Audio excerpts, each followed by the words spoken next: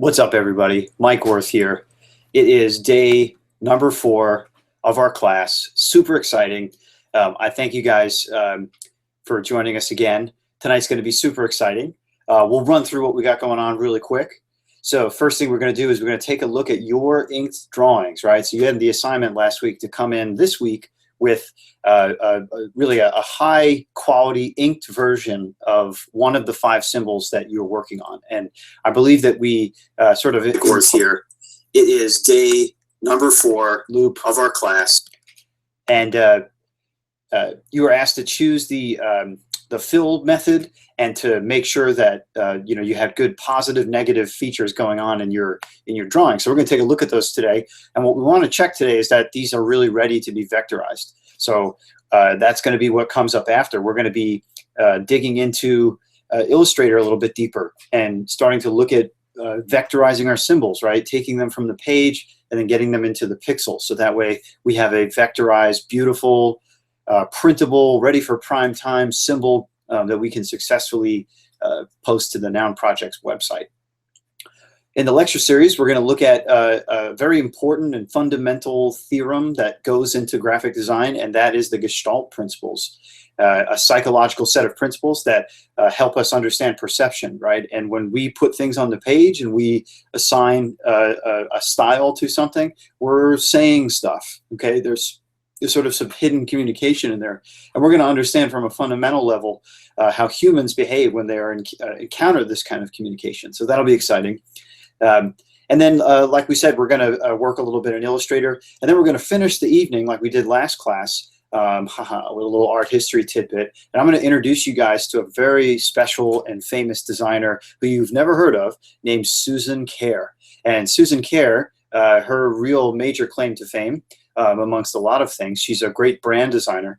But back in 1983 and 84, she created the original icon set, that pixelated black and white icon set for the Macintosh computer way back when, right? Long before some of you guys were born. But that was sort of considered the revolution in graphical user interfaces. And when we're talking about symbols and icons, we have to really acknowledge the fact that, computer software, using a computer's operating system, right? Your computer right now, there's icons all over the place, right? That you can point to, boom, boom, boom, right? Dragging them, moving them, and they all mean something significant to you.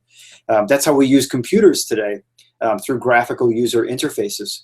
So this is our first step because this is a larger lesson that exists in new media design when you start to create websites and interactive infographics and all sorts of things that require you to code to create an engaging digital interactive experience.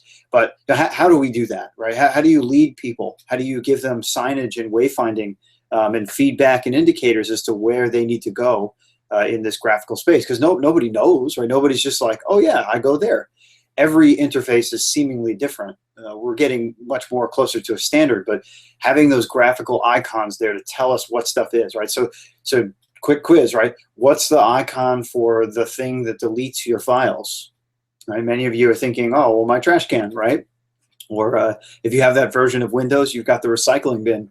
So right there, you have a symbol right now for essentially what is just a digital box, right? So that when you take a file and you drag it and you drop it on that digital box that has a picture on it, it does something.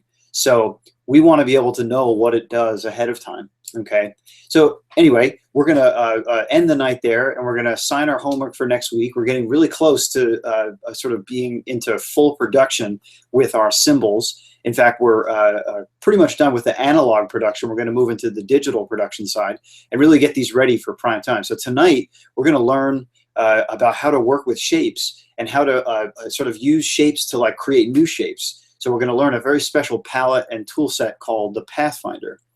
Pathfinder is pretty powerful. It's going to allow us to create punch outs into our vector objects, which is really cool, like I said before. So without further ado, we're going to head over to my courses, and we're going to take a look at your inked drawings, right? That was the assignment. So I'm really excited to see these. If there are any indication, or if there's any indication from what you guys did with your drawings, I think these are going to be really high quality, and I'm very excited to see them. So let's scroll down and check those out. Dun, dun, dun. Okay, so we're here in session 4. transforming drawings into graphics. That's really what our objective is here. Last year's video is there with the Still Pathfinder tool. And then this video actually is sort of a standalone video. So you don't have to watch this whole video that we are doing tonight just to learn how to do these tricks. This is on my YouTube page as well, my channel. And it's just called Preparing Symbols for Upload to the Noun Project. And it's a great video. It's really short, and it just sort of gives you everything we're going to do demo-wise with Illustrator. Tonight. I'm going to do a demo as well, but that'll be there to sort of really, because I go into much more greater detail in that video. So I like that that's standalone. It's something I created before teaching this class online, so it's a very valuable thing, and I think it helps that part of the process, which is where we're going. And then lastly here, you'll see we've got 2 links. Our Getting to Know a Designer, Susan Kare. It's a link to her website, kare.com, K-A-R-E. And you can see her icon and branding work, as well as other design work. And then there's a great CNN Money interview here, a video that you can click over to, where Susan talks about sort of in retrospect, years later, what it was like going through the process of creating icons and creating graphics, right, in that time of like the mega low-tech, black and white computer era. I mean, some of you may have touched computers that look like that. I don't know if you've ever done any major work on them, because, gosh, it's kind of hard sort of thinking about how to navigate those systems, and how I used to write code to get my programs to run in MS-DOS on my old Tandy computer. Tandy was a brand that Radio Shack sold. They were IBM clones, so they ran Windows and early on, but really MS-DOS was the first operating system that existed. So anyway, really cool and nostalgic and retro, pixelated pixel art. If you're into that sort of stuff, you're going to really enjoy her work. So yeah, let's do this. Let's check out what you guys have here. So let's see. So we're going to post our final ink sketch here.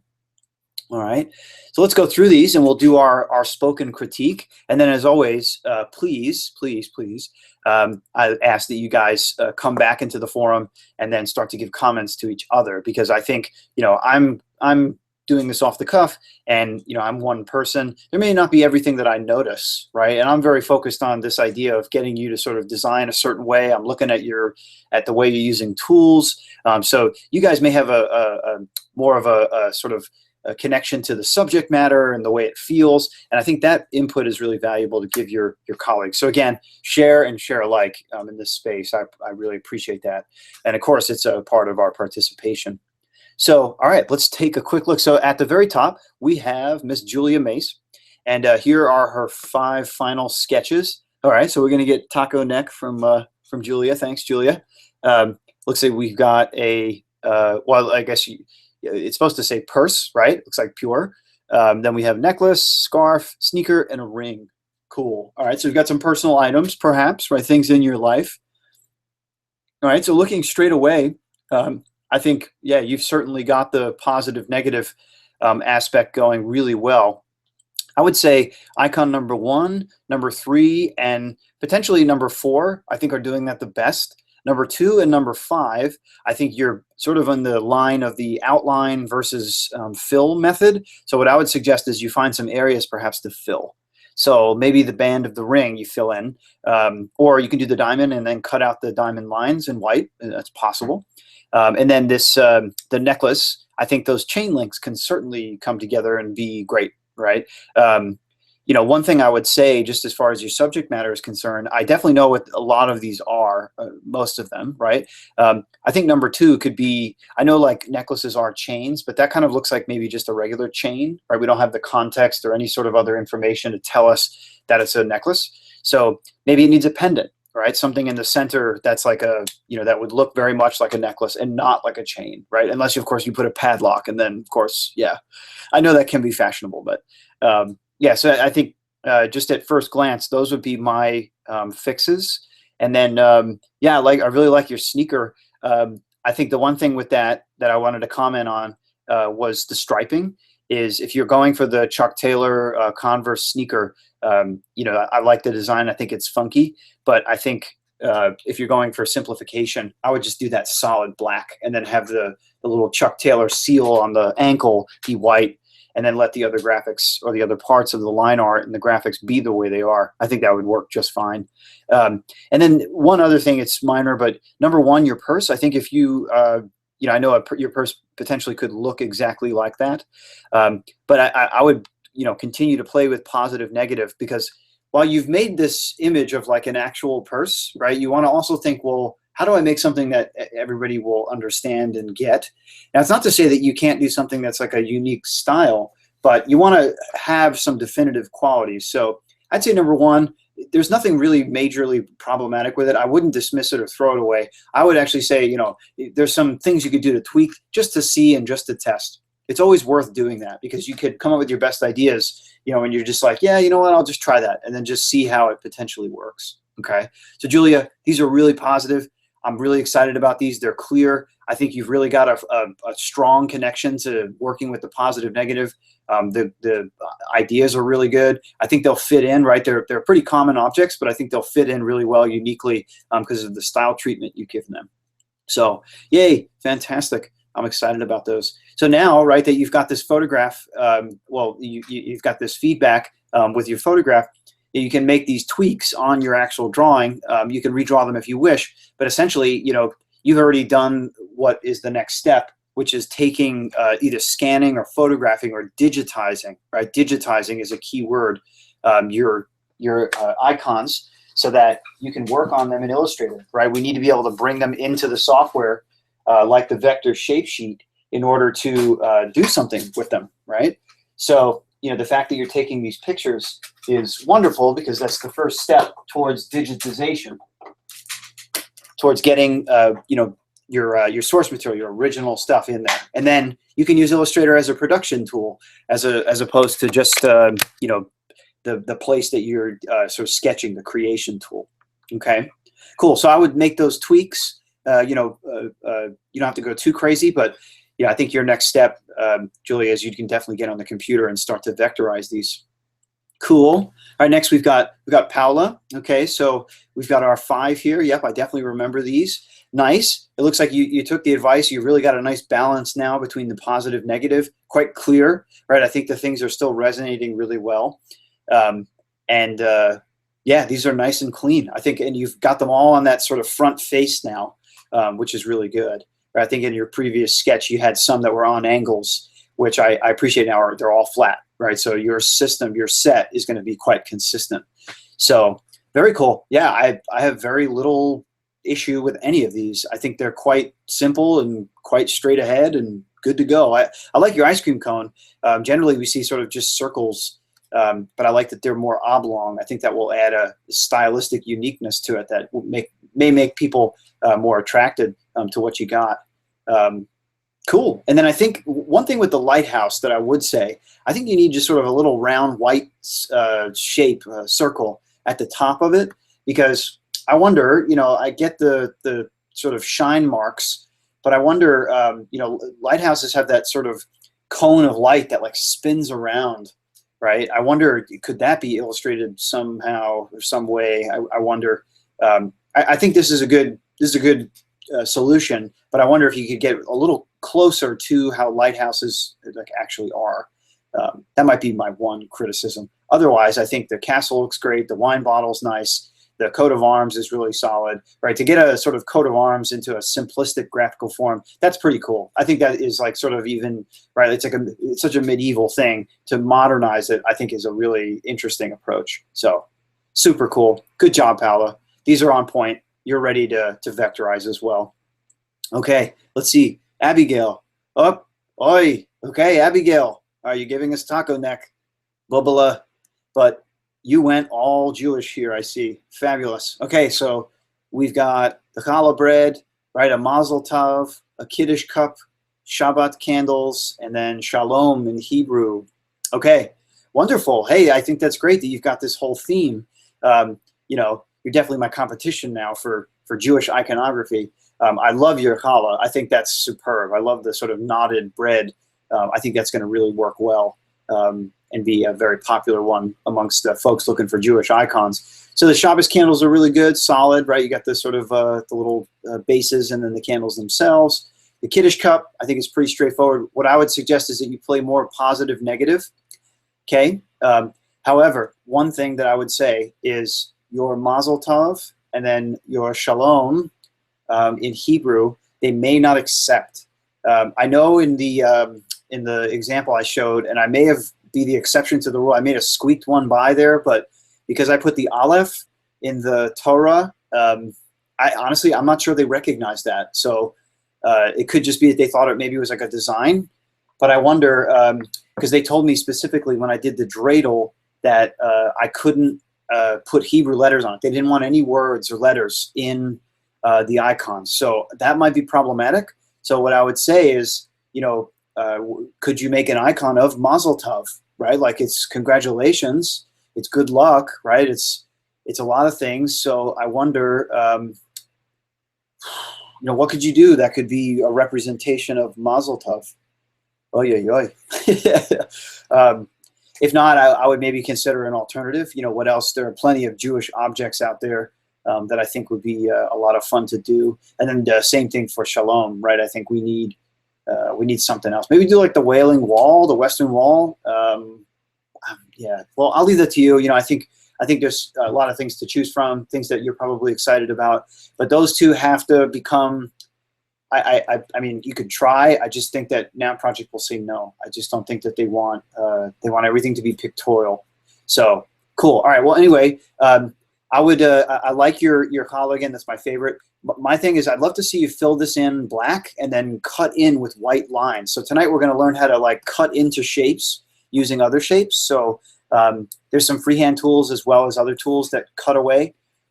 So I wonder though, if you can try that style going into Illustrator. I think it'd be quite easy to just scan this and get it going. Same thing for the Kiddish Cup and then the candles as well. I think you don't need to make it one solid piece. You could leave like a little space here, and that could be very interesting as far as showing a positive, negative. So very cool. I appreciate that you doing this, Abigail. So yeah, just be mindful of these two, right? The Mazel Tov and the Shalom. I think yes, it'd be rad to have those little things as vector icons, but their standards are their standards. So cool. All right. Well, congratulations on those. All right. Next, we move to Miss Savannah Edwards. Okay. So, all right. Awesome. All that breakfast food stuff we got going on. Fabulous. Cool. Bacons, eggs, right? Looking good. Yep. Cool. I like how you start playing with tone. So like the egg, right? The egg white versus the yolk. The yolk is obviously a darker color than the egg white. So I think that plays really well. Toast, right? I think you can go either way. You could fill the toast in and then have like an inverted butter pat. I think that's a lot of fun. Coffee looks good. Cool, right? And then pancakes. Perfect, right? We see the butter, we see the syrup. Pretty straightforward. And of course the bacon, right? Bacon's winning. That's wonderful. Fantastic. Cool. I think, Savannah, these are pretty straightforward, ready for prime time. One of the benefits you're going to have is that I'm not the most precise drawer, so like I can see in some of your lines you've got some sketchiness. Just to get your ideas down, I think is fine. You're going to love that now you can bring this into Illustrator, use a square to create your sort of outlines and then start to build on that to create a bigger, more complex shape. It's just you're going to love that what you make is going to look so clean and nice and beautiful. That's really the huge benefit of vector graphics. So fantastic. Yay. I really like these. Fantastic. Okay, next we have Mr. Theo Hartsuk. Okay, so Theo, you went before and chose these characters, right? Ed, Ed, and Eddie, as well as Plank and Kevin from the Nickelodeon show. So very cool, right? I think you've got just the details of these copywritten characters. I gotta say, there are characters in Noun Project that are copywritten that they're still showing, but I think the best ones at least are the ones that are so minimal that I think they're just enough. That's very tough to do, is to try and minimize a person or something down to their sort of bare essence. But I think even if you didn't know these, you would sort of gain that these guys have different personalities. They seem to all be excited about life, right? Plank is just a piece of wood that's generally happy, right? And then Kevin, right, with a signature hat. Is just chilling out. So cool. I think these are fun. They're definitely very line art-y. I'd really love to see you play with positive, negative. Like if you're going to draw a mouth and you're going to have teeth in there, I think you could fill in this part black, and that would strengthen this. That would put more ink on the page. Plank, you know, I wonder, do you fill in the front or do you do the sides black? I wonder, you know, just to sort of help make this a little bit more, again, more ink on the page. Because you've done it here with Ed, right, 2D Ed, where you've got his sort of hair going on, or I guess, are those his glasses? I forget. It's hard now to unsee those guys. But I think having those, all that ink there really makes that icon stand out the most of all of these. So I'd love to see you work a little more black into what it is that you got going on. Okay, so very cool, Theo. I appreciate the theme, right? Definitely unexpected, not something you see every day. Okay, next we've got Delia. Delia's got all sorts of summertime stuff. That's right, I remember now. Beach ball, flip-flops, lemonade, and watermelon. Cool. All right, and it looks like you've done a good job of flattening and great job of the positive, negative. I think that's really working out well.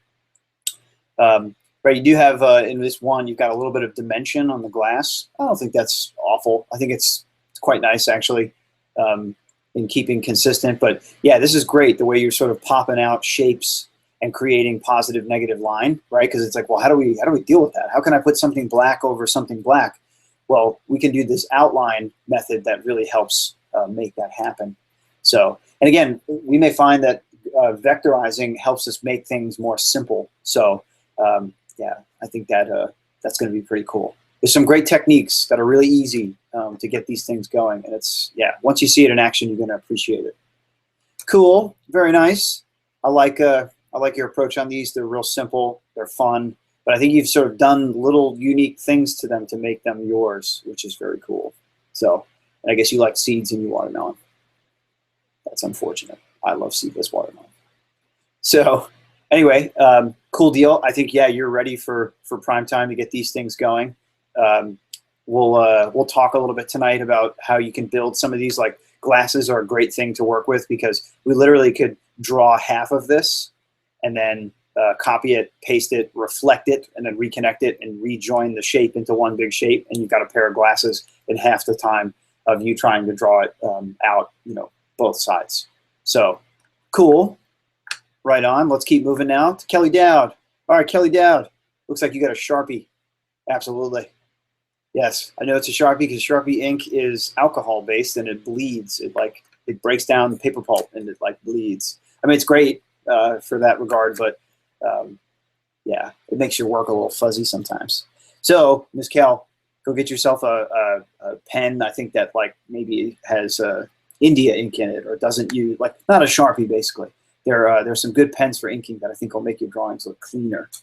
I don't mean to start with that. Let's dig in here. Sorry, it's just I noticed it immediately. So we've got our few items here that seems to be very near and dear to Kelly, right, of her life. So we've got a dresser, right, because she's an interior designer. A lacrosse stick, because she is a lacrosse player. Okay. Texting and driving. I hope she doesn't text and drive. Ooh, nice. So you did the steering wheel. Cool. I think that cleans it up really nicely and makes it quite simple, right? It's like, how do we show that off? So I think the simplistic nature of the steering wheel plus a phone shape, I think is really, really good idea. The claddagh, right? The Irish ring. Very cool, right? Nice, you focused in on it this time. So one thing we're going to have to consider, Kel, is that you've got these black boxes. Are you going to, surrounding these, I know those meant to hold what you have, but like these are meant to be objects, these symbols. So like your lacrosse stick, for example, is good because it fits in the space. And your shoe as well, right? It fits in the space, so it can be its own thing. But a lot of these are cropped, so they'll be lacking information. So the claddagh, the texting and driving, and then the dresser, I think you should draw those to where we can sort of fully see the items. I'm not sure how you do the texting and driving successfully. That's going to sort of require maybe a little bit of, that may have to have some cropping, but it's also possible that like you can put these on a shape or in a shape. Some people will make their icons like they'll draw them and then they'll cut them into circles or into squares or something like that. Just as long as they fit in the 100 by 100 pixel restriction size that Noun Project has. So just a couple things to think about with these is that cropping's not so good. They may want to have the full object on these. So I think you can draw the rest of this dresser pretty easily, even in Illustrator. But then the texting and driving and the claddagh, I think those need to be shrunk down a little bit so that they fit better and are more complete as objects. So that's my advice on those. But very cool. I like these. Fun. Next up, we got Victoria, right, who's still showing a little bit of her work. Oh, and there she is, making a shadow appearance in her piece. Cool. So we've got the thumbs up. Nice. We've got the ice cream cone, the face palm, whoosh, the ice cream scoop, and then the fist bump. Nice. Cool. So, wow, it's like I'm imagining people just being really friendly and unhappy at ice cream parlors. So do you work at an ice cream parlor, Victoria? I wonder. Well, so I got to say, these look tight. I really liked the way you've done here. This is a great example of the positive negative, right? It's like, how do you sort of draw something that's dimensional? So I think having like the fingers on top of the hand is quite awesome. So that's exciting. That's going to turn out really well in the vector space. I like that you sort of minimize the detail, the cross hatching on your cone. That'll translate well in a really small size. So that's really good. Face palm is cool. Again, I think you can play with positive, negative a little bit to, you know, make this more ink on the paper sort of thing. I think you can see the way you've done it with your hand, where you're cutting out. You could come in here and cut out the hand and create a white barrier that is in between. You know, you can fill this head in black and then the arm in black and just leave spaces. That's the way you sort of can illustrate or you know, create that illusion that things are dimensional or separated. Cool. I think these are really strong. And same with fist bump. I wonder, do we want to fill those in? I just would love to see you get a little more consistent, right? Because your thumbs up is filled in. Perhaps these could be too. I would, yeah. And then, you know, for presentation, if you would in the future, try to get these on a nice clean sheet of paper, or at least crop this stuff out. Because I want you to get in the habit of, when you start presenting to clients, that you're showing like the best final, like, here it is, right? It's not like, well, here's kind of a thought here, because it just, you know, it looks as though you're still thinking about it. And I know you are, but you want it to look as clean and polished as possible, right? So it's like, you know, you want the client to feel like, wow, if this is what we're seeing now, the ending product's going to be really good. I can't wait. So that's what you want them to be able to say is, I can't wait, right? So yeah, if you would please just next go around, try to really push. Well, next go around, we're going to be showing vector, your rough vectors. So those will be JPEGs. But in the future, if we do have drawings in preparation of projects, please do that. That would be great. Okay, especially this is great work. So I think it really helps. Awesome. Okay, moving on. We've got now Anna. So Anna, we've got cool. We saw a couple of these last time. Right on. Actually, no, Anna, we didn't see your sketches. So we're now seeing, so because you're catching up. Okay, so we didn't get to review your sketches last time.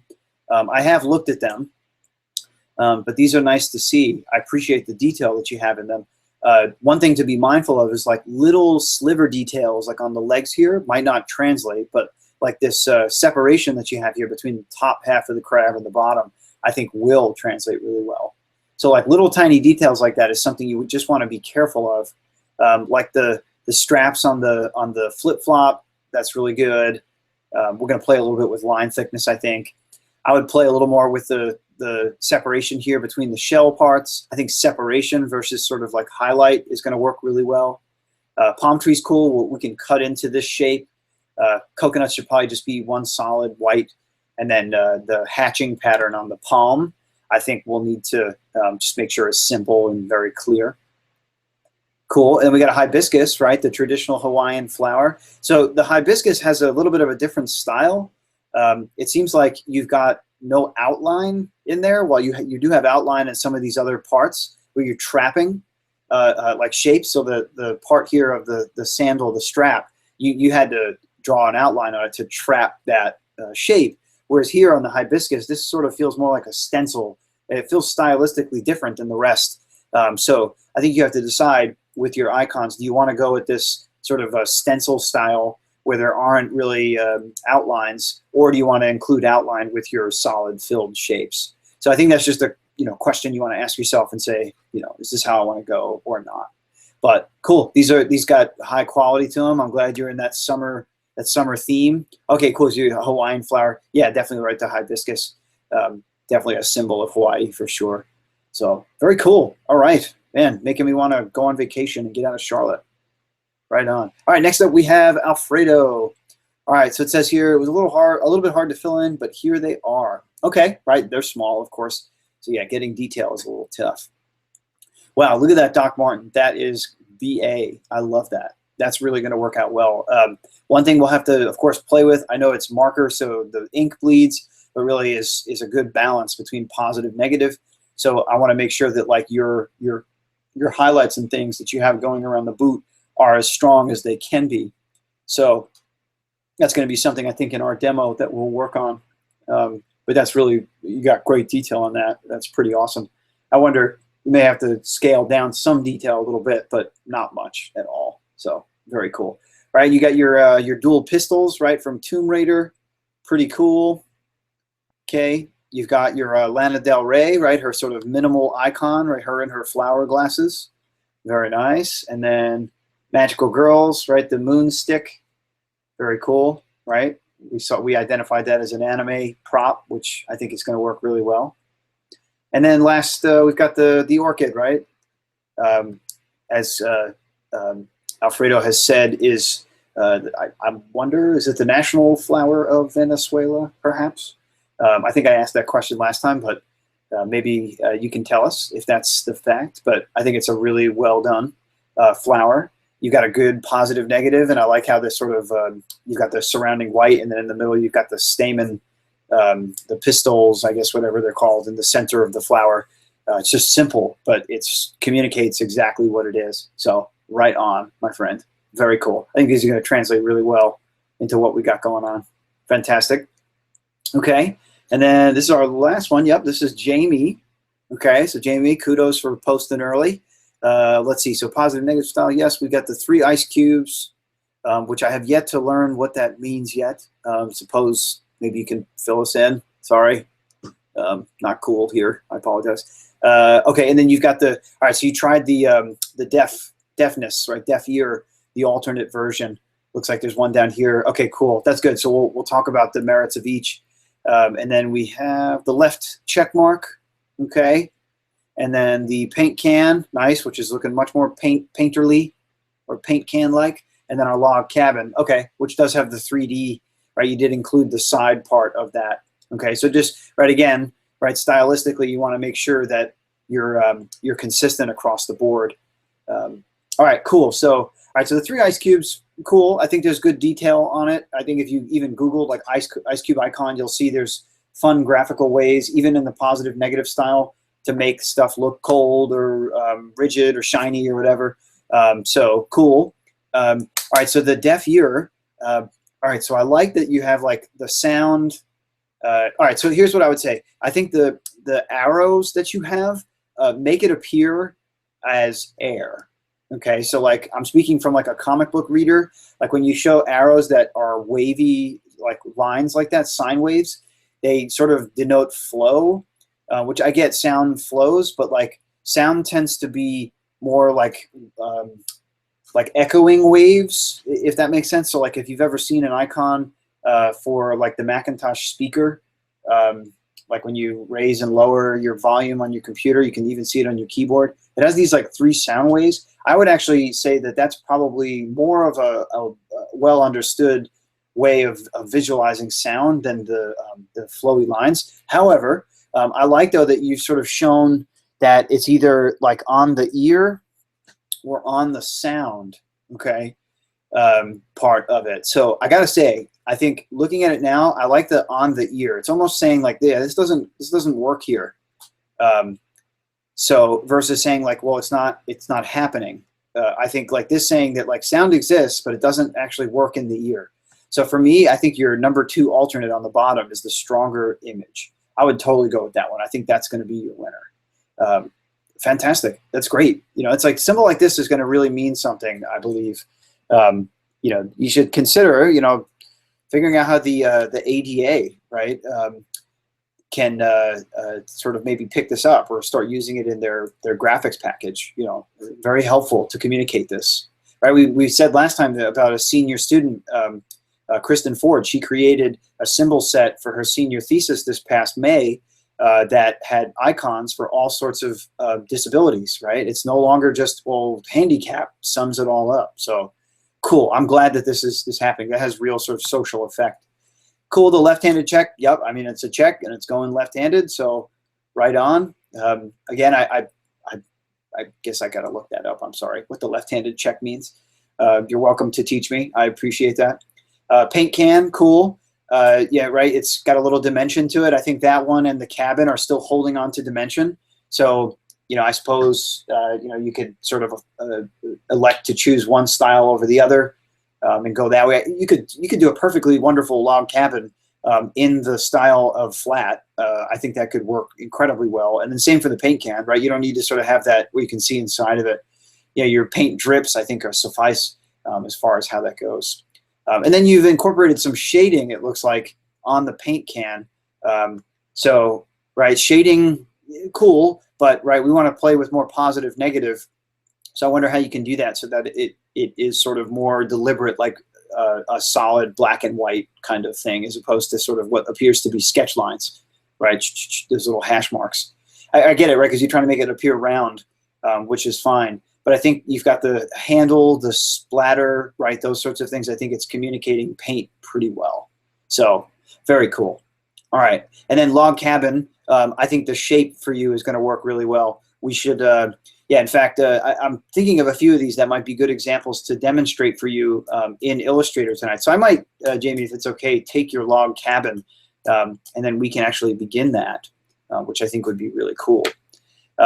However, we're going to transition here real quick and learn a little bit about a really cool thing in graphic design called the Gestalt Principles. So we'll come back to you here real quick. So hello again. So we just reviewed you guys' symbols. Pretty impressive, right? We've got some really strong candidates, I think, for just going boom, like straight into vectorizing. I think most of you guys could do that. What I would say is, you know, you want to get it as nice as you can on paper, so that way when it goes into the computer, it's easy to just draw. You're not sort of still thinking and working, because that can slow down your process. In the computer, because there's so many, like, so many options, you could easily go into you can spin your wheels, right? And then you've wasted time. That's the thing, is designers need to be very conscious of time. So with that said, I'd like to pull open a PowerPoint here with you guys and talk a little bit about a famous designer who I love very much, named Susan Kare. And if you guys go on my courses, I've listed the Susan Kare PowerPoint there for you guys to get at. It's pretty small, and I thought I'd just run through the different things and let us sort of get to know Susan Kare in a nice way. So, all right, here we go. Susan Kare, all right. Cool, okay. So this is our getting to know designers, great graphic designers. So last time we talked about Gerd Arntz, right, who was one of the founders of Isotype. So he's another icon designer, really famous one. So I wanted to sort of bring, but he's an icon designer famous from the early part of the 20th century. So I thought I'd find a designer, icon designer who's really famous for the 20th and 21st century, and that's Susan Kare, right? So it's like, you know, somebody that's within our lifetime who is making great work. So yeah, you can see that you know, Susan Kare is a baby boomer, right? And she's got some claims to fame, and yeah, I mean, it's like, you know, what a difference an artist can make, you know, with how we use computers. So like, all right, so computers were like these things that were really powerful, but people didn't know how to use them, and it was like, well, how do we make them popular, right? So it's like computers were like, how do we make calculators popular, you know? So, so Apple, in their infinite wisdom, said, well, design has to lead the way. So how can we sort of make it so we can use computers easily? So they said, well, you know, when people want to delete files, they don't want to write code and that sort of thing. They want to just sort of like know that a file is whatever. So in real life, how do you do that? Well, you take a piece of paper right? And you crumple it up, and then wham, you throw it in the round file, right? A trash can. So yeah, so she I'm sure with the Apple team, the creative team, really, and this was not the creative team now, really sort of sat down and said, well, let's come up with like a set of symbols that helps us sort of navigate this computer world, right? This popular, hopefully popular computer world. So, you look at these things, that grid of icons, and you're starting to sort of see pictographs, right? And even things that like are not necessarily pictographs, but represent stuff, right? They're arbitrary symbols. So they're ideographs, right? So it's like, we look at here, and this is like a real picture of the actual shape of the computer, and it's happy, right? So it's like starting up, and it's like, oh, my computer's happy. It's not a brainless entity, right? An Android kind of thing. And then when your computer was not working, you would get this thing, the bomb, okay? So like being the bomb was not always good. Back in the day, if you got this, you had a real problem with your computer. So, right, again, it's like your computer's not gonna really explode, but what a great metaphor for like, wow, well, something's wrong, okay? And then here's our, just sort of skipping around, right? Like these things represent documents, right? So like what was before like a file or, well, not even a file, right? Like a directory, a text, a code sheet. I'm trying to sort of think about a program, right? These are like the things that people called computer objects back in the day. And now we have things like files and folders. And these things sort of represent real life items. So that really helped. I think they were wise to sort of like say, well, let's look around the room and then bring that world into the computer and create this very important phrase, a graphical metaphor, right? What's a metaphor, right? A metaphor is sort of a representational phrase, right, that has larger meaning, right? It relates, it sort of translates a large concept into something that's more figurative and more sort of illustrated. So that's what these do, right? They really save the day. She's also responsible for typography, right? So in addition to creating the icons and the way that the operating system worked, she helped develop some of the first Apple fonts, right, that were on the Macintosh system. I mean, the Macintosh was a huge revolution.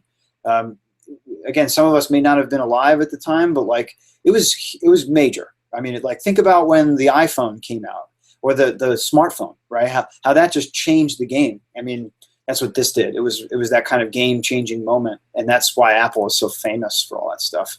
Another wonderful thing, if you're an old school computer user, is that she's responsible for the Microsoft Windows 3.1 solitaire cards, right? Which when you beat the game, it would like make these like jumping solitaire things happen at the end.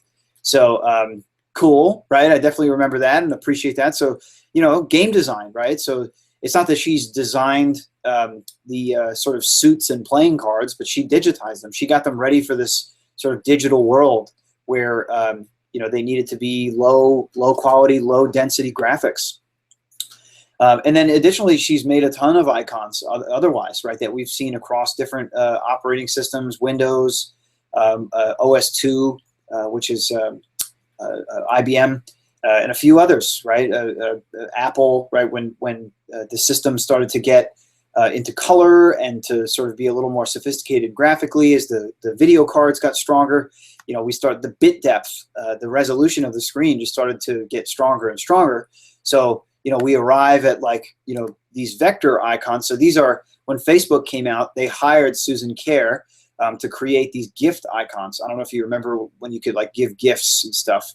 I don't know if they do that so much anymore, but gosh, don't these look like emojis? Yeah, right. They've got that vector smooth style, right? They don't have to be pixelated like the other icons were for older graphical interfaces. These can be nice and smooth and have shadows and be more sort of highly illustrated than more 8-bit art. Also, if you are a PayPal user, she created the icon set for them, right? And you can see what a wonderful use of positive, negative to communicate these different ideas. And you can see here she's done a little bit of 3D as well as 2D. So, this is a good case in point. I've been saying that we should keep things all uniform, but perhaps maybe a blend of those two isn't bad. bring a little bit of dimension into what you do could really help. So, all right. So I know I've been sort of pushing some people to do things, but here's a good example of maybe where that works. So I would say this has convinced me. If you want to play a little bit with 3D and 2D, awesome. I think that's a wonderful thing to go for it. Cool. And then also, if you're in the icon game, you're most likely in the logo design or branding game. So you can see here, these are some of the brands and icons that Susan Kare has designed throughout her career. Not all Fortune 500 companies, but like still some very interesting things. Like one of my favorites is this San Francisco Water and Power. It's like, without even knowing what it is, you know what it is, right? SF, well, you got to kind of know what that stands for. But then there's the water drop in the light bulb, and it's like, yep, got it. Awesome, very cool. So I think her attention and her sort of understanding of symbolism and symbology, I think makes her an excellent logo designer because it can easily go to the next level. Okay, so a couple of things just before we sort of wrap up that I want us to do is just some thinking questions. In your journal, I want you to go on Susan Kare's website, and in your sketchbook, I just want you to sort of write down some answers to these questions, right? So what do we think overall of the work? What's your sort of impression of her work? Do you think it's good? Do you think it's bad? Right? Why? Right? Like why are you sort of saying it is or it isn't? Just provide some sort of reason, okay? That helps substantiate that, right? To back it up. Next is describe the designer's visual execution, right? So talk about what's the quality of execution, and understand the medium. So like Susan Kare has a wide range going from back in the 8-bit days all the way up to now to the 64-bit color days, right? Where stuff is just so beautiful and smooth. Just sort of talk about her visual execution and how effective it was in those different mediums. Talk about what is working and what is not, right? Like what's awesome about her work, right? And maybe pick a specific icon, and then what isn't, right? Do you just not get the icon, right? Is it just too vague? Is it, not enough visual power? Those sorts of things. What is the designer communicating to you, right?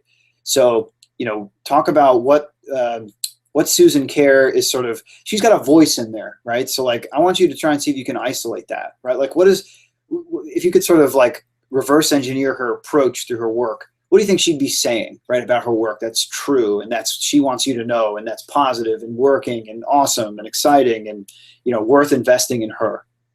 And then, how will others perceive this visual message, right? So like think about what it means to you, and then think about like how others may perceive things, right? So think about others who may not have the context or the literacy of these things. What would they maybe, is there a potential for misunderstanding? Is there a potential for miscommunication, for offense, right? Like all that is real things to think about. And then lastly, what would you steal from this designer, right? Like not you like take $20 out of her wallet. It's like, what is she doing? Or techniques or approaches or thinking or style or color or, just subject matter ideas. What would you sort of like say, cool, I think I might use that in my work, right? Because we're designers. So, we are style chameleons, right? We adapt.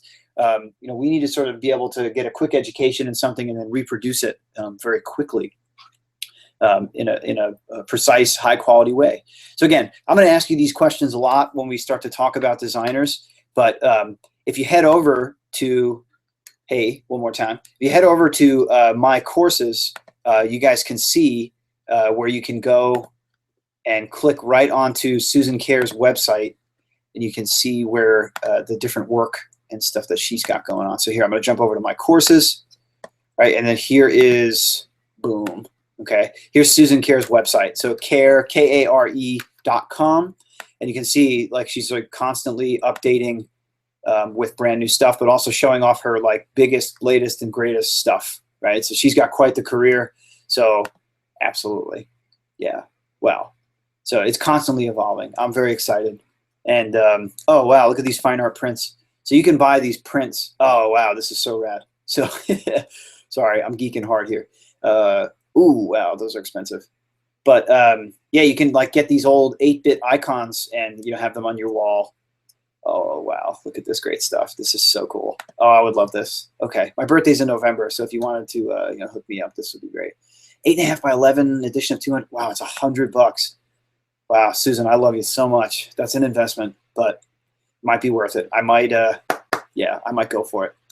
So anyway, and then there's sorry, if you head over to where we are on my courses, you can see we have a link to that CNN Money interview, as I was mentioning before.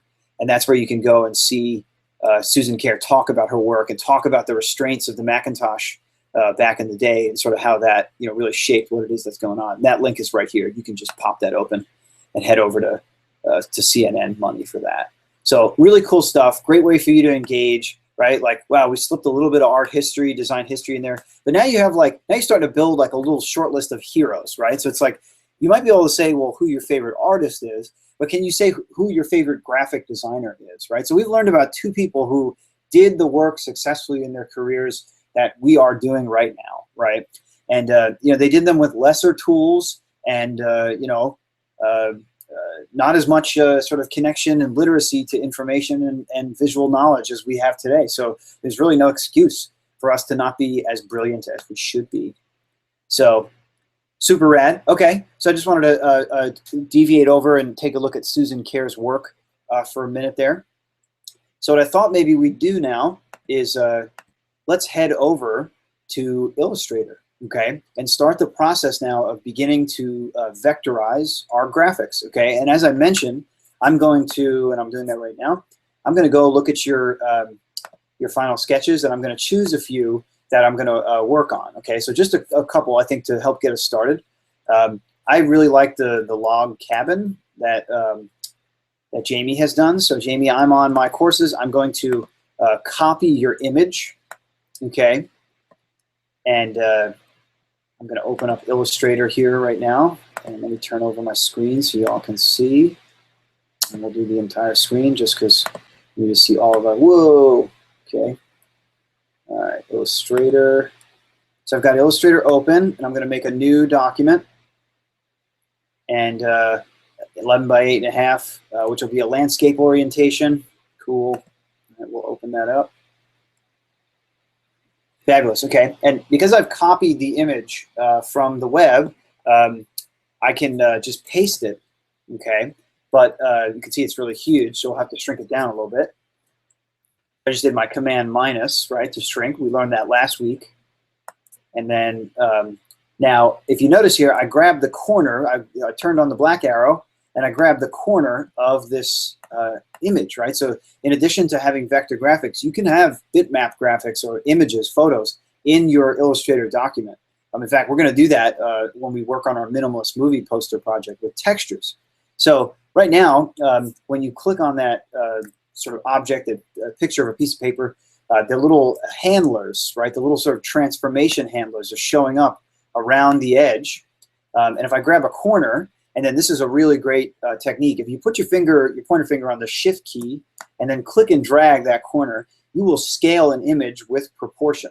So what that means is that, like, let me back up, Command Control Z, right? So if you grab the corner and you start to drag it, you'll know that you can scale an image. But if you see what I'm doing here, you have like freedom to scale it any way you want. So with photos, right? You can see I made that look really squashed, and that's awful, right? Squashed and stretched photos will drive a graphic designer no more mad than, than bad typography, right? Than somebody using papyrus, right?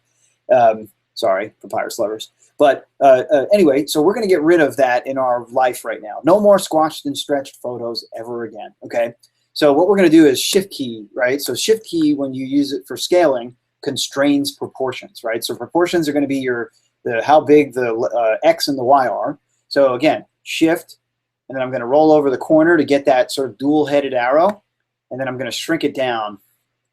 And I want to get it as big as my screen, really, right? Well, I want to focus on the log cabin, and I can zoom in here really fast, okay? And again, this is like the vector shape sheet where we had a graphic, an image, JPEG, bitmap, PNG, GIF, right? That was in our document, not vector, but part of the process. It's there for us to use for tracing, right? Because then Illustrator becomes a big giant light box for us. So what we'll do, as we did last time, is I've got my layers palette open here, right? That's up in Window, layers is I've got layer 1, and I'm going to click on the Make a New Layer button at the very bottom and create layer 2. And then I'm going to, like last time, lock layer 1, okay, by clicking in that little gray area in between the eyeball and then the sort of little strip, the little tall rectangle of color, right? So I have the blue there. So I just locked my layer. So by locking the layer, I can't move this anymore. And I can't, like, if you've ever traced anything in your life, you know that when you move it, it like shifts and it's just awful. So, right, we're locking it down. We're taping it down if we were in real life. And then, like I said, right, layer 2, we can double click on the word layer 2, and we can say, this is my vector art, right? That's where that's going to live. And then layer 1, I can say my, my scanned drawing. Cool. So now I just know what it is. And if I were to ever turn this file over to a colleague, right, a fellow designer, and they opened it up, they'd be like, wow, what'd you do? Oh, okay, cool. It's all labeled here. Fantastic. I can work on this, right? Thanks, Mike. So good, quick setup of what it is that we want to get going. All right. And then, just before I proceed, I'm going to just save my file because I've sort of built the structure. I'm going to say File, Save As, and then I'm going to go to my Queens folder. And where's R210? Okay, so here we go. I'm going to make a new folder. Click New Folder at the bottom. And we're going to call this Summer 2015. And then Untitled 11 AI, just not going to cut it. So we're going to call this Icon Vectoring. Yes, cool. Love it. Awesome. All right, so we're saved. All right, so now we have a file that we can work from, and it's just set up. So if like something drastic happens and we crash, we're fine, right? We'll be able to just come back up in a second. All right, it's always dumb to like do all this preparatory work and then not save and then have a problem, and yeah, cool. So it's a good practice. All right, so of course I want to be in my vector layer, so I click on it so that I'm now in that layer itself. And I'm going to, zoom in and focus on the log cabin. And what I'm going to do, Jamie, just to, and again, you have freedom to go either way, is I'm going to approach this from like sort of how I would go about it, the flat way of the log cabin. So again, it's not, you don't have to do this because I am. You can go with the 3D look. I think that's totally fine. I'm just excited about making a log cabin, frankly. So sorry, it's weird, but yeah. I appreciate you humoring me. Cool. So, right, we're in the vector art layer. We have our drawing there. It's present. It's ready for us to start tracing. So we can just start drawing. So here's the deal, right? Last time we were using, for the vector shape sheet, we were using the pen tool. What I want to talk to you guys tonight about is using just basic, simple geometric shapes to achieve new shapes, right? To sort of use those as the building blocks for larger, more exciting things. Okay. So, yeah, so like beginning this process, like I would grab the rectangle tool, and I want you to notice here that it's tiny on my screen, I'm sorry, but you can see on the bottom right-hand corner of some tools, there's like a little triangle.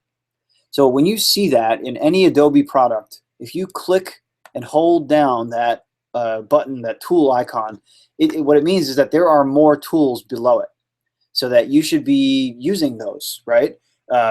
And that they're, it's just to keep the interface neat and tidy. They group up the tools. So there's actually like a lot of really great tools sort of in and around places. Like who knew there was a spiral tool, right? So there's great stuff like that I think the shape tool is going to be really awesome. There's the rectangle tool, the rounded rectangle tool, the ellipse tool, which makes circles, polygon tool, which I'll show you can use to make multi-faceted shapes of all kinds, including triangles. The star tool, and then the lens flare tool, which I have not found a use for yet ever since using Illustrator, but I don't know, maybe they just can't get rid of it. I'm not sure.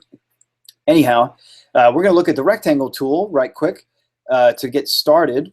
So actually, we're going to use, we're going to use the rectangle tool. So here's what I'm going to do is I'm going to sort of make these, all right, so now I want to make sure, my setup for color is I want all my vector everything to have a fill, so I can double click on the fill and then make it pure black, right, by dragging it to the farthest right-hand corner.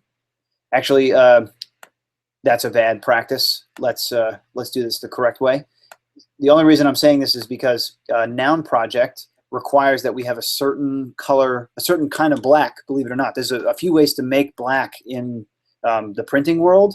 So we're going to use what's called pure black versus processed black. Pure black is just black, right? It's just carbon, right? Charcoal. Whereas processed black takes the cyan, magenta, and yellow and then mixes those together, right, as we saw in our color theory slide last week, and they make black that way. The black is a little kind of hot. It's got a warm undertone to it because of the different colors involved, versus pure black, which doesn't, it's sort of neutral. It doesn't really have many undertones to it. So anyhow, what we want to do is we're going to go Window, Swatches, okay? And this is the Swatches palette.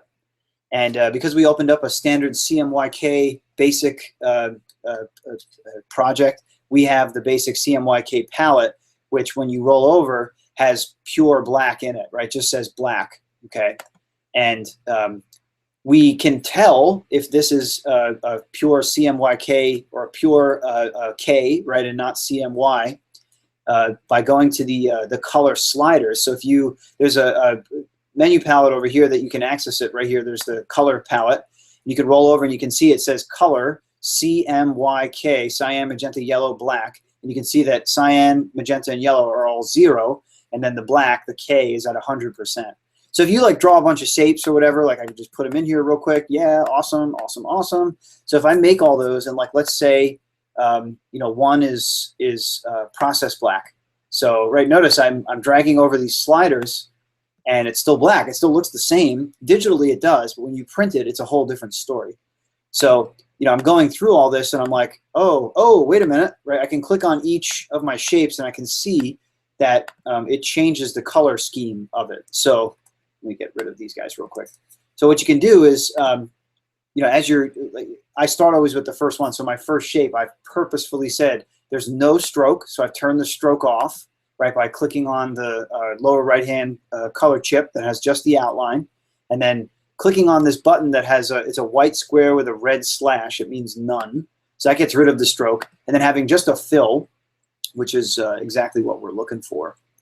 So, all right, and then we've also, right, we've made it pure black, just 100% K, right, and 0 all the other CMY. So don't rely on something just being black for it to be black. It has to be truly black by going to the color palette. You can go Window, Color, right? I just got rid of it. Window, Color, there it comes back. You may even have this little artist color palette there.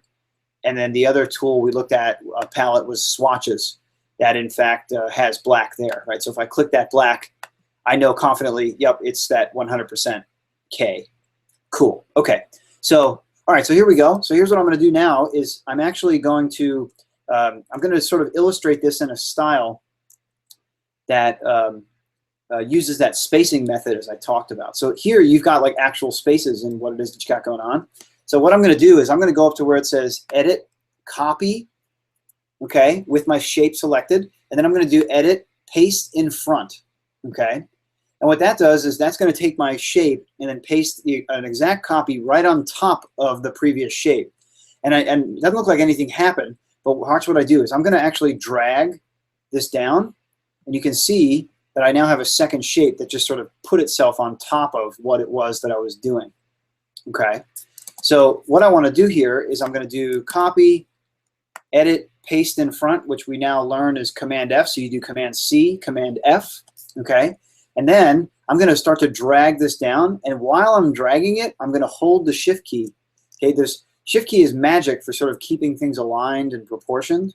So not only when you scale does it keep things proportioned, but when you, so if you notice here, when I'm moving this around, I'm holding the Shift key. It wants to lock it into like perfect alignment with other areas. So I'm moving my mouse, like shaking it right now, and I can't go really left and right unless I really move it a whole lot. So what this does is like if I'm dragging and moving this down, I can now click, and there it is, right? I've got 1, 2, I can do another one, Control C, Command C rather, Control F, okay, and then I can do it again, right, holding the Shift key as I drag, boom, Okay, now this is not the fastest way to do this. There's like really fast ways to do this, some cool keyboard shortcuts, which I'm going to teach you a little bit at a time. But right now we're just sort of getting into this copying and pasting, right? But pasting in front so that we have that nice alignment with what's going on. Okay, another one, right? Getting that into place. Okay, and I'll do this as my last one. All right, and notice I covered the door, right, because I didn't want it. I'm going to deal with that in a little while, so we don't have to worry so hard about what that is. Now, I'm not drawing the 3D side. I'm going to make this just sort of 2D for now, which, yeah, is totally cool. So, all right, we want to make the roof. So the way that we're going to make the roof is we're going to go where the rectangle tool is, hold it down to get that submenu, and then we're going to go to the polygon tool, okay? Now, if you use the polygon tool straight away, it's going to make, well, mine's doing a triangle, but it will most likely make a hexagon, okay? So the way that you work with the polygon tool is you select it, and then anywhere in the screen, double-click, click twice, okay? So what that does, yep, it brought up my little pop-up here. It brought up the polygon menu, and it has these two inputs. One is the radius, right? It's like sort of how big it is around. And then how many sides. So I think you guys probably either have a pentagon or a hexagon. I think it's a hexagon, so it's 6 sides. So I'm going to lower it to 3. That's the lowest you can go, obviously, right? Because you won't have a polygon after that. And we'll say OK. And then that radius is fine because I can shape this any way I want to. And then within my artboard space will appear a triangle. Okay. So now what I can do is I can get this thing to line up, and I can constrain the proportions a little bit. But it's an equilateral triangle. It hardly looks, so it has equal sides and equal angles, so it hardly looks like a roof. So watch this. I can do one of two things. I can, with the bounding box surrounding this with the black arrow, I can click on this center handle at the top and then just drag this down so it sort of flattens out, right? Which is real nice, okay? I just hit undo, Control or Command Z. Or let me deselect, select the white arrow, and then click on that, on that top point, okay? It's selected. I can use my arrow keys to push down, or I can drag it to where it goes to that point.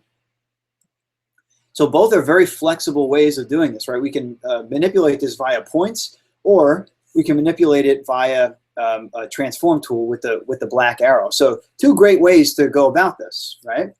Cool. All right, so I've got my roof now, and then I'm going to take another rectangle and then just sort of draw here real quick the chimney, okay, that I just put right on the front there. And then notice I overlap the chimney on top of the roof. I don't know if you can see that the roof is now underneath the chimney, okay? So I've got the basics down now, right? So here's sort of how we can have a little bit of fun. So watch what I'm going to do here, right? All of these shapes are separate objects right now. So what I'm going to do is I'm going to use the black arrow to, I zoomed out slightly. I'm going to draw a big box, a big bounding box surrounding all my shapes. And if you notice, they all highlight. And I'm going to do Command C, okay? So what I like to do is I always like to leave art on top of my tracing paper, right? On top of my source image. So that just in case I need to redo it or edit it, it's there. And then over off to the side, right down here, I'm going to make, here's my exact copy, and it pasted it all in sort of one go, which was fabulous. So I can now see really the sort of positive, negative aspect to what's going on. All right. Now, if you notice, I did this by hand, right? If you can see all of my rectangles, see how they're all sort of differently spaced between one another, okay? Well, luckily we are using a computer, and you don't have to do that by eye or measure, okay? So watch this. So I've got those shapes in line here, okay? And then what this is going to help us simulate is that like there's a logs sort of in between by using this positive negative approach. All right, so what I'm going to do is I'm just going to bring up this bottom one a little bit tighter than the others. And then I'm going to draw a box just around my planks, not the roof and not the chimney. And then I'm going to pull open a special palette under Window, which I have open already here, called Align, okay? And then boom, Align. So there is the Align palette, okay? And what the Align palette is if you have a group of objects selected, it will distribute them in an even amount of space. It will line them up to the top, to the bottom, to the center. It's just like everything we do as graphic designers to try and get our our artwork and our projects to be nice and tight is going to happen now from a tool, which I think is phenomenal. So this is going to take your work from sort of like a little messy and rough to really tight and balanced. All right, so I've got that group of shapes now selected as a group, okay, right, or in a group selection, I should say. And then what I'm going to do is under the Align Objects area here of my palette, all right, is so we've got Align Objects. Sorry, the one I want to actually do, because they are aligned, is I want to do Distribute, okay? So you've got two ways to distribute primarily, which is vertical and horizontal, okay? So I want the vertical distribution, and you can do vertical distribute by top, so it's by the top of the object, or by the center of the object, or by the bottom of the object. So it's good to have those because you might want to do it by the bottom of a logo or the bottom of type, for example. So these are all really handy. So the one we're going to click is this center one, which says vertical distribute center. Okay, so the moment I click that, watch my shapes. Ready? 1, 2, boom. Okay, and what that did was that absolutely just evenly distributed my shapes into a perfectly balanced spacing, which is like, phenomenal. Okay, so watch this. If I were to even sort of like erratically place these shapes, I want you to see sort of how like the Align tool really comes in handy, right? So it's like, this is like looking like a tornado house now, right? So if I grab all these shapes, okay, what I can do with the Align palette, above the distribute objects up to Align objects is that same center horizontal, okay? I click it, and then it locks my shapes into place. Amazing. So it's like, you could just draw a bunch of nonsense and then select all the shapes with the Align palette, with them all selected, hit these buttons and just see what happens, right? So if you did like, if I align them all by bottom, they're all going to be perfectly aligned now by the bottom, right? Let's see. So, well, I might need to undo that. Yep, I got to undo it. So I would encourage you guys to experiment with that, with distribute and align, because like that's the key to having things look gorgeous. And in the case of icons, they got to look really well done and professional in order to be accepted. So cool. All right. So far I have I've shown you guys some color palettes to get our graphics to be pure black, pure K, right, with no cyan, magenta, yellow. We've used the shape tool, right? We used the rectangle tool. We learned how to copy and paste the shapes over and over to sort of build out our basics of our object. And then we also used the sub tool of the shape tool, which is the polygon tool. And that came in handy when it came time to create a triangle for the roof of our cabin. So cool. All right. So now a couple things, right, is like we need a door and we need a window, right? Cabins need those things. So what I'm going to do is I'm going to draw right now a door, right? I'm just going to sort of take my rectangle tool and I'm going to put it to like right about here. In fact, I'll do it in the center of this area right there. So, well, let's go a little taller. Yep, we'll go to the middle of this plank. Cool. All right, so I have my door, and I know it's like not perfect. It's not doing exactly yet what we want to do, but we're actually going to use this shape to cut a hole in all of these other shapes behind it, and then that's going to like give us that positive, negative aspect. And then what's cool is like this is one long rectangle here, which will become then a small square and then a longer rectangle there with nothing in between. So that's exactly what Noun Project wants. They don't want us to like layer, because I could just take this and make this white and then just lay it right on top of this. And while that may suffice for printing out, not for Noun Project, right? They want that to actually be a cutout and not a shape, okay? So let me back that up there, right, so you can see it as black right on top. So that's cool. So now we're going to play with a special palette that's going to start to give us the ability to punch out aspects of our graphic, and then that sort of takes us to a whole nother level. I think you guys are going to like take this technique and run with it because it's really a wonderful way. It's an alternative to the pen tool. It's a fast way to sort of like spread out color and spread out ink, you know, so to speak. And I think you're going to enjoy it tremendously. So let's jump in and try it. So what we're going to do is anytime you want Illustrator to sort of affect specific things, you have to select them, right? You have to sort of like draw a box around them or click on them and then hold the shift key and then start clicking on other things, and you can start to see, as I'm doing here, you build a selection, right? And then I let go, and then it's all one group selection. And that's a great way to work because you can manage multiple shapes and objects at once. This is not really something that like Photoshop is good at. I mean, you can grab multiple objects at once, but to like sort of massively affect them, it's a little bit tougher. So that's why I like Illustrator for this, because it's like really fast and sort of speaks my language. Okay, so if I was doing this in real life, I would be planning on making a stencil, right? That I would use to cut out graphics. So like if I was doing this, I would get black or paint paper black and then cut it out, and then use an X-Acto knife and a ruler to like die cut, right? Which is what we're going to do right here. So the Pathfinder palette, which is under Window, Pathfinder, right? You can see it right here. It's beautiful. The Pathfinder tool is essentially a stencil cutting tool. That's what that does for us inside of Illustrator. And it does it in ways that are almost impossible in real life in some ways. So it's pretty rad. So, all right, so I'm going to show you guys here. So what I want to do is I want to use this shape that I drew, this door shape, to punch through half of this one, 2, 3, 4, 5 of these separate shapes. They're all selected. So what I can do, there's actually a mode for that. And I've rolled over right now under shape. It says shape modes. It's the second one that says minus front, okay? And then if I click on that, oh, dang, okay. Sorry about that. I did that incorrectly. Well, I want you to notice here, by me doing this and then clicking minus front, what ended up happening was it got rid of the other shapes. There's a little bit of a complexity that's going on in Illustrator where we have to group elements and those sorts of things, but we're not going to do that yet. We're going to keep it in the Pathfinder. I wonder, there might not be a magic bullet for this. Let's see. I'm going to try some of the different modes here to see what gets produced. So I'm trying some of these other shape modes just to see what. Oh, cool. Okay, so we're going to do this one. Wait. Yeah, we're going to do, all right, so under Pathfinders, all right, instead of doing minus front, that didn't work out for us because we've got multiple objects. We would need to group these in order for that to work properly. But here we go. What we're going to do is with the door and then those 5 beams selected, we're going to click in the Pathfinder section, the one that says trim. Okay, so if I click trim, all right, what it does is it sort of made a shape here. Okay, of everything. Let me try this really quick one more time. See if that works. Nah, that's not going to work. Okay, outline. No. Yeah, there's no magic bullet for this one. Okay, so it's got to be trim. Bam. All right. So what trim did was it sort of like simplified this area. If you remember, there was like a bunch of lines in between.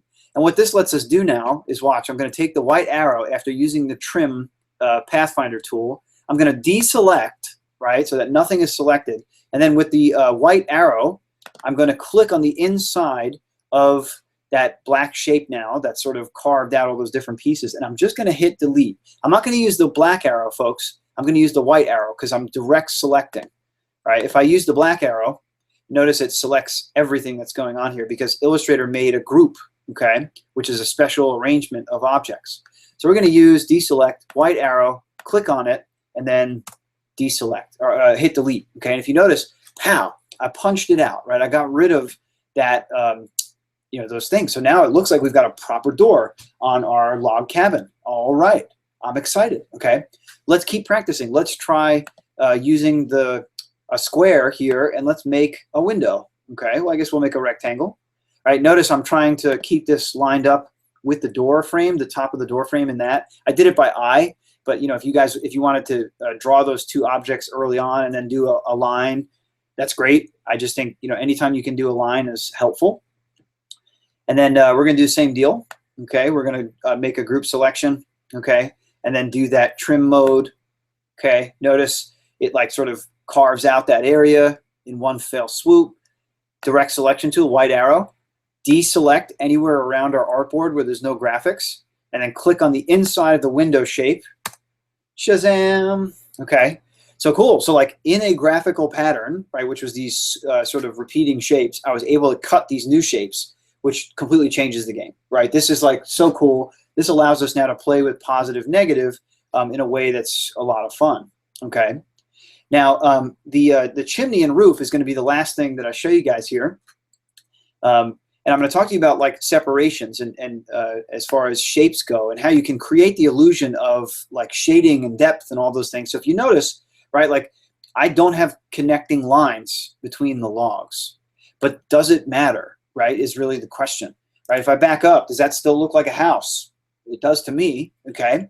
So you know, image economy is a really great phrase, because what it talks about is sort of the economy of detail, right? And how that communicates and how people perceive visuals that way. So when there's a lot of detail, right, like we appreciate that, but it's also sometimes can be confusing and can sort of overwhelm viewers. So sometimes we want to just be simple and take away and see if something still works. So I don't need those extra lines to tell me that this is a log cabin.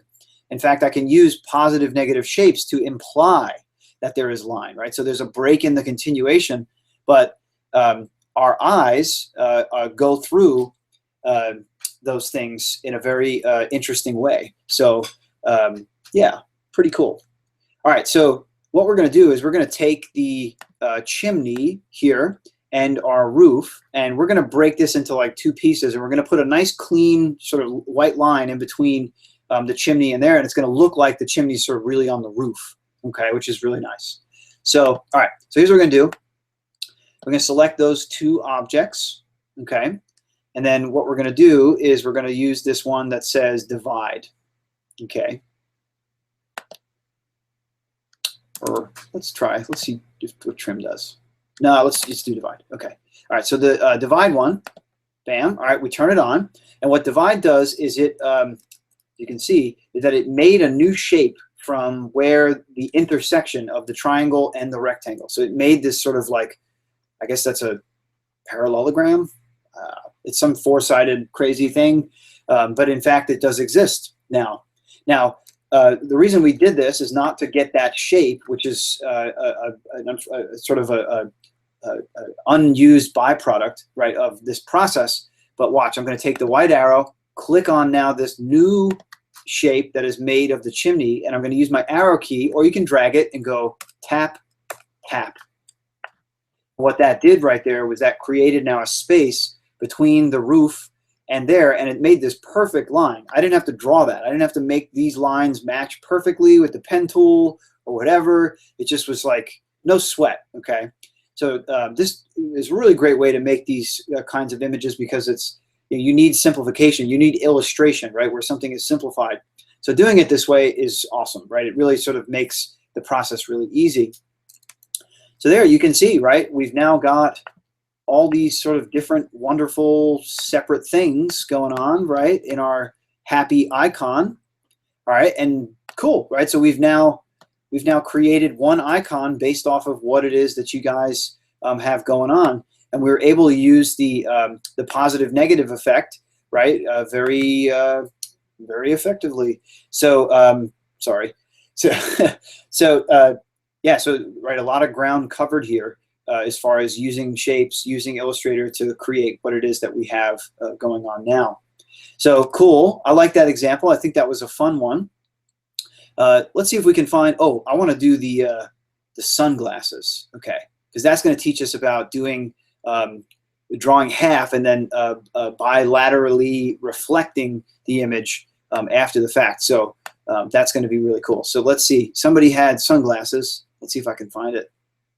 Dun, dun, dun.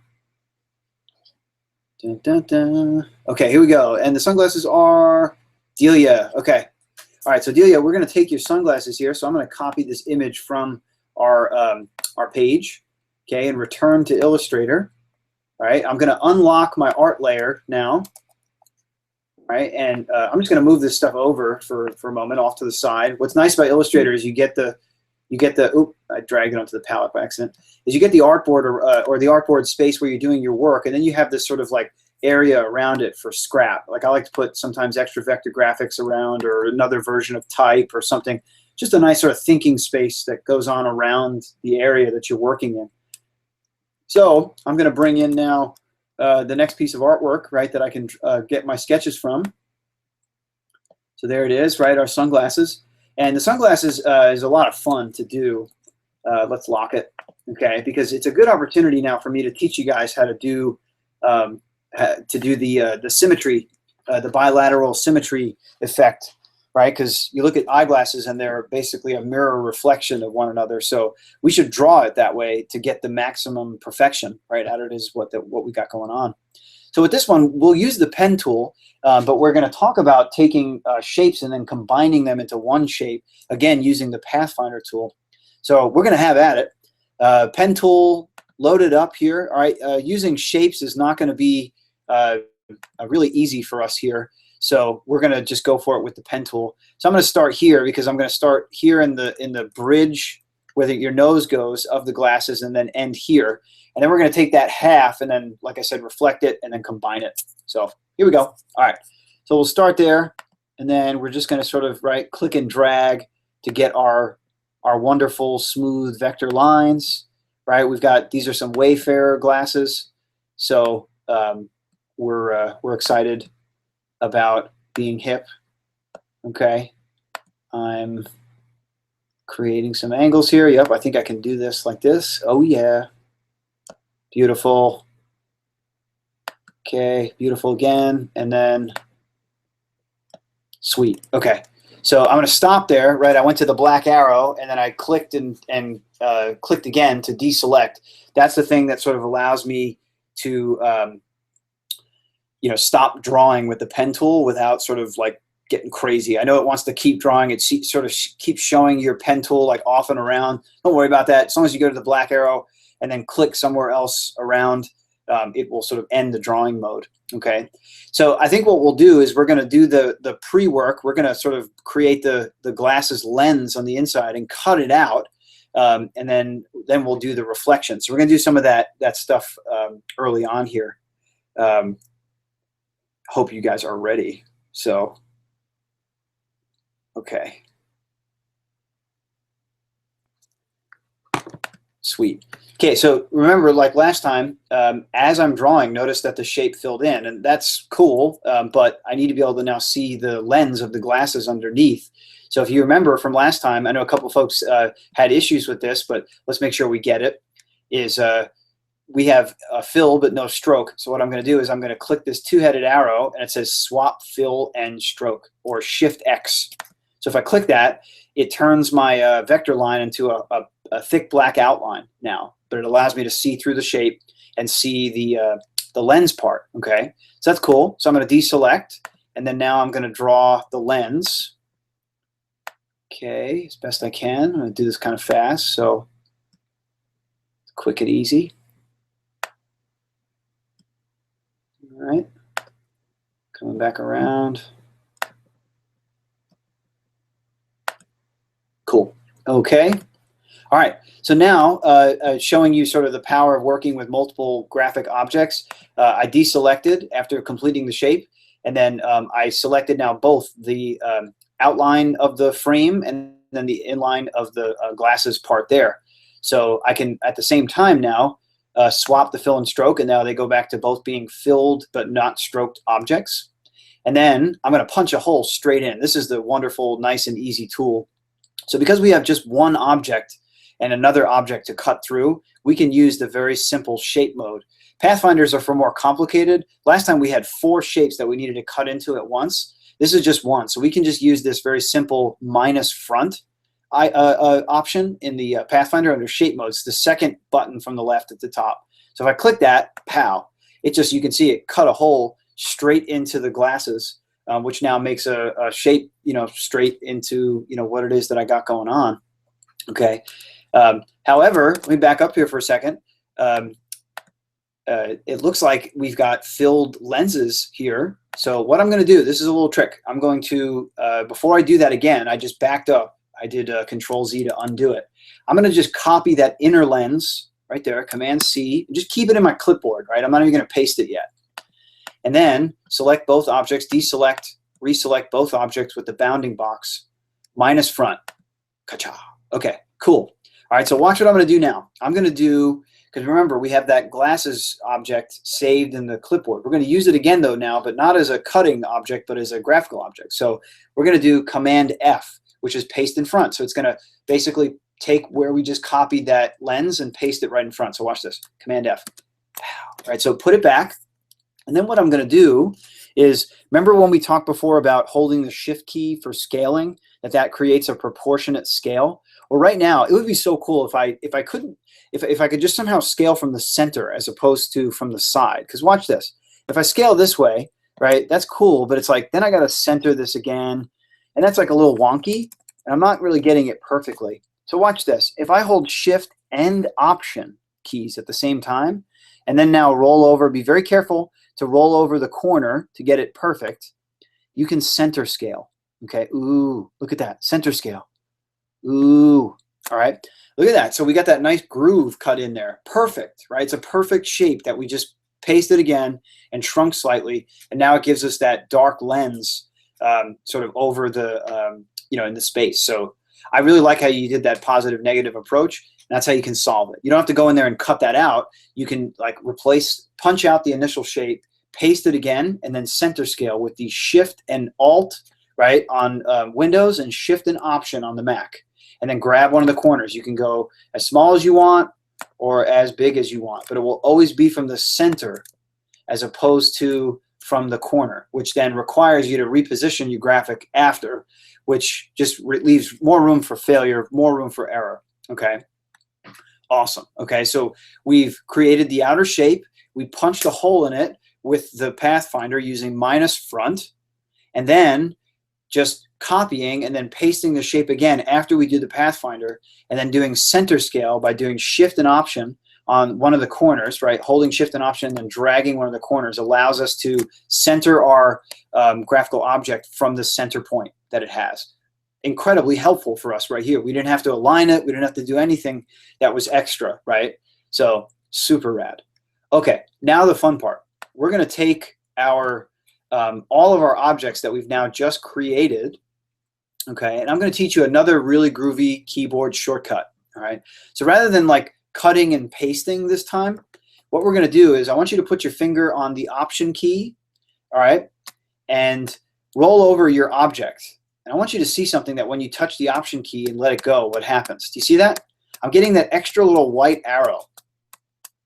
That extra white arrow signifies to me that I'm about to do what's called a click and copy, okay? Or like click, drag, and copy. So what this is going to do now is by me holding Option key, right, or Alt key on Windows, and then clicking and dragging, watch what happens. I get an exact duplicate right there. And watch, I can do this over and over again. Oh, oh, oh. Wow, okay. So that, folks, is a huge trick called, we'll do it again, called the click copy, okay? So it requires that your pointer finger is on either the Alt key on Windows or the Option key on Mac, and you get that arrow, see? Pow, pow, pow, pow. And then click and drag while still holding the Option key. My friends, if you let go of the Option key while clicking and dragging, it just moves your object, okay? So here's how it works properly. Finger on the Option key or Alt key, click and drag, still hold it, and then let go of the mouse first, and then the Option key. That's how you do it, and that's going to make it so that it always does the click copy. Super cool trick, really super cool trick, okay? All right, here's the magic now. One more new tool. We're going to learn how to flip this thing, this object, by its center point in vertical space. So what I like to do is you have two ways of doing this. You have actually a reflect tool, which you can see the letter O. If you type the letter O, it switches to it. So we do have a reflection tool, or you can go to, where is it? Object, transform, and you can do reflect, okay? So let's try the reflect palette. All right, we're going to do object, transform, reflect, and then you can see it's a little bit more sort of explicit, and you can get a preview, which is nice. So, all right, so watch this. So we're going to do a vertical reflection. It's set by default, and then you can click this preview. Pow! Look at that. It perfectly took what we did and just swapped it, inverted it, so that it's now bilaterally symmetrical, right? So bilateral symmetry is like your body, right? So like cut a line down the center of your body, and your left hand is the sort of bilateral symmetrical mirrored image, reflection image of your left hand, right? Of your right hand. So, and same thing for your legs, same thing for everything, right? Your eyeballs, right? Your ears. So that is bilateral symmetry with reflection. That's what we've just done. All right. So once we get it to where we like it, we say OK. And again, reflection was object, transform, reflect. Okay. And then we chose how that goes. And then the preview, right, you can turn it on and off. All right. We don't want to do it again, of course. Sweet. All right. So now we've got two halves that, like, I can just drag this in. And you can see, like, it overlaps. And now we've got a proper pair of glasses, which, let me back up and then pull this off, right? I'll do my option copy again. Look at that. Okay, so there is, it's perfect. It's perfectly balanced. I know there's a little bit of wave in the lines and stuff, but like I would clean that up and then just, you know, reflect it one more time and it's good to go. So I've got now a beautiful pair of glasses that is just perfectly reflected, that now I'm going to use the Pathfinder again to recombine, right? So we're going to spend 2 weeks working on these vector shapes. So your homework is going to be obviously to vectorize these the first time. And then I'll show you how you save out a JPEG that we can then show on the browser for next week. So, all right. So last step in what we got going on here. So we want to combine this the glasses frames to be one solid object. Right now there are two solid objects, right, that just so happen to be overlapping. And that's an important point, is that, all right, and let's take a look here. They're not perfectly aligned. All right. So what I can do is, yeah, let's do this. I'm going to take the left-hand side of this. Notice my inside lenses are separate pieces. We'll fix those in a second. So, all right, so here we go. So we got the left-hand side. I'm going to hold the Shift key and click on the right-hand side. And then I'm going to use the Align palette, which I had open. And I'm going to do Align Top. Nice. And you notice those lock in perfectly together. And then I'm going to take, and you can see there's no gap here anymore. And then I'm going to take the inside lens and then the other side of the inside lens and then do the same thing, Align Top. Boom. They perfectly lock up, which is really nice. Okay, and then just eyeball it. Make sure it's looking the way you want it to. All right, so now we're going to draw a box that grabs both the left-hand side and the right-hand side of the glasses. And the one thing we have to just make sure of is that they're overlapping. All right, they look pretty close. So what I want to make sure of is I'm going to do one tap. Arrow keys are really good too. Once you sort of get an object in a location, you can use arrow keys to kind of tap it one pixel, the left, the right, and up and down. It's a good way instead of dragging. So, all right, so we're going to draw a box that partially surrounds the left-hand side of the glasses and the right-hand side of the glasses frames. And then we're gonna pathfind to create these objects to be one solid piece.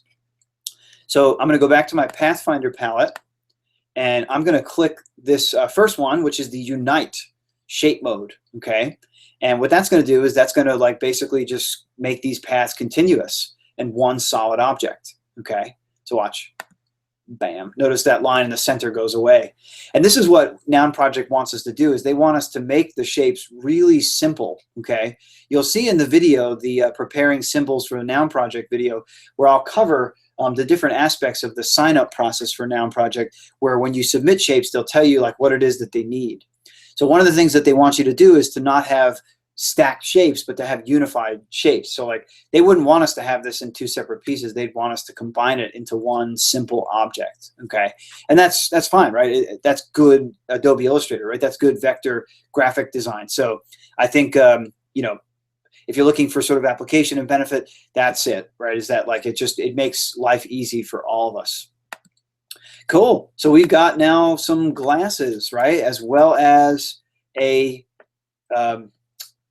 log cabin, right, which both use positive, negative in a great way, right? So I think now like we're on our way. We've got some really solid stuff working out. So if I was to then fashion three more, let me do this. I'm going to unlock my scan drawing, move my drawing off the space here. Okay, let me make sure I move off my original artwork as well. Okay, so I just did a big selection on that. And the reason I'm doing this is I want my artboard clean. So when I do finish my other symbols, right, so like I'll just quickly make some shapes here for you guys to see. Okay, right, like if these are my other symbols. Okay, fantastic. Then I would arrange these, right, in a way perhaps make them a little bigger. Right now, we're not going to do the 100 by 100 pixels. Eventually, we're going to shape them to be 100 by 100 pixels. Right now, we don't have to worry about that. It's just really for critique. I want them as big as possible on an 8.5 by 11 sheet. So once you've got that artboard worked out where you're like, sweet, it's going to look great, let me save a JPEG, you're going to go up to where it says File, and then Save for Web. And it pulls open this dialog box, which will show your artboard space only. And it will give you some options under preset for image types. So what I want you to choose from the list there is it'll say GIF or GIF, JPEG, PNG 8, PNG 24. I want JPEG. So we're going to click JPEG. And I'll talk more about file compression and those sorts of things. But I think just making sure that you set it to very high is really good. And then saying save. Okay, and then we're going to make sure that this goes into our folder, right? We want to start to really save our stuff so that we're rocking. Okay, and then yeah, right.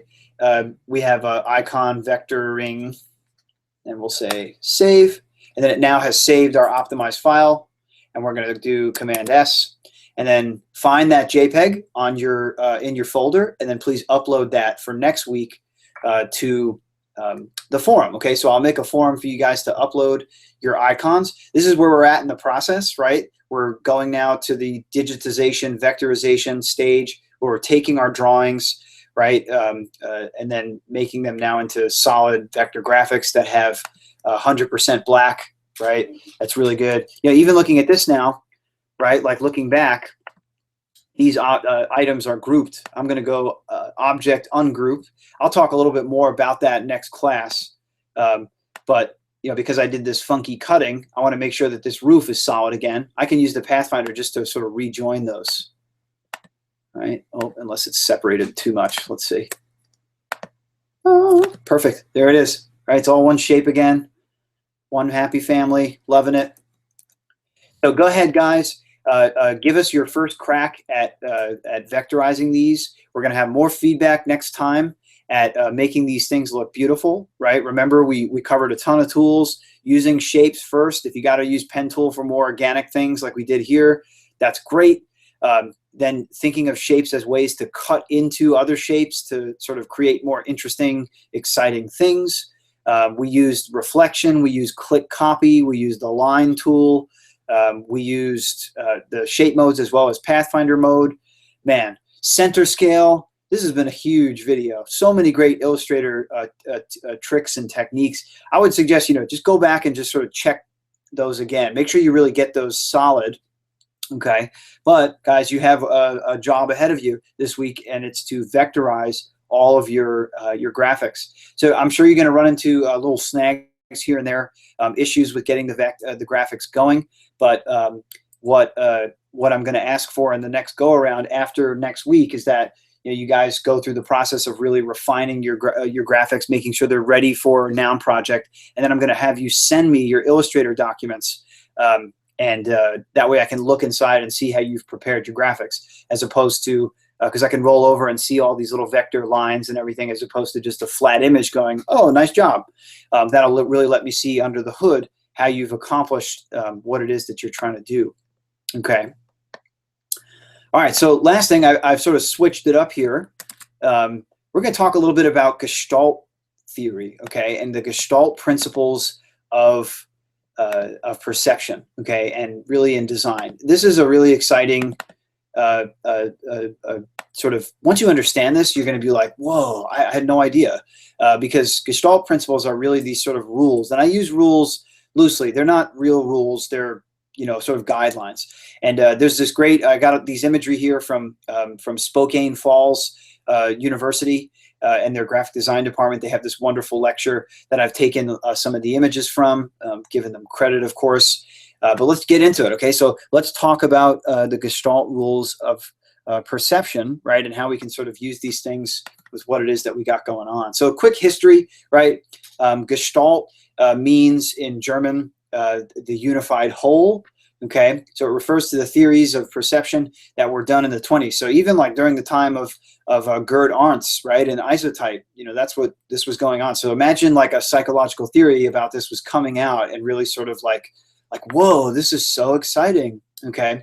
So really what this comes from is you can see on the right there, this is based on the human mind's drive to find unity, meaning, and closure in arrangements of objects in a field of vision. So yeah, once we sort of understand this, we're going to really like be able to kick some butt and make things happen. So let's go to rule 1 straight away. So the first rule is proximity, right? So proximity refers to the space between things. So what is going on here in these figures is that objects that are close together are perceived as being sort of related, right, or in a group. So if you look at these, right, ABC has even space in figure 1A between each other, so they seem to be on equal footing. But then you look at 1B, and it seems that maybe B and C are in a group, and A is not, is sort of an outcast by way of proximity and even alignment. And then the last thing, CAB, right, it's like, well, they're kind of far apart, but because they're evenly spaced, they could even be perceived as a group there. But if one was closer than the other, you sort of understand where that's going. So proximity, it's like anything that has a relationship together has to have closeness, right?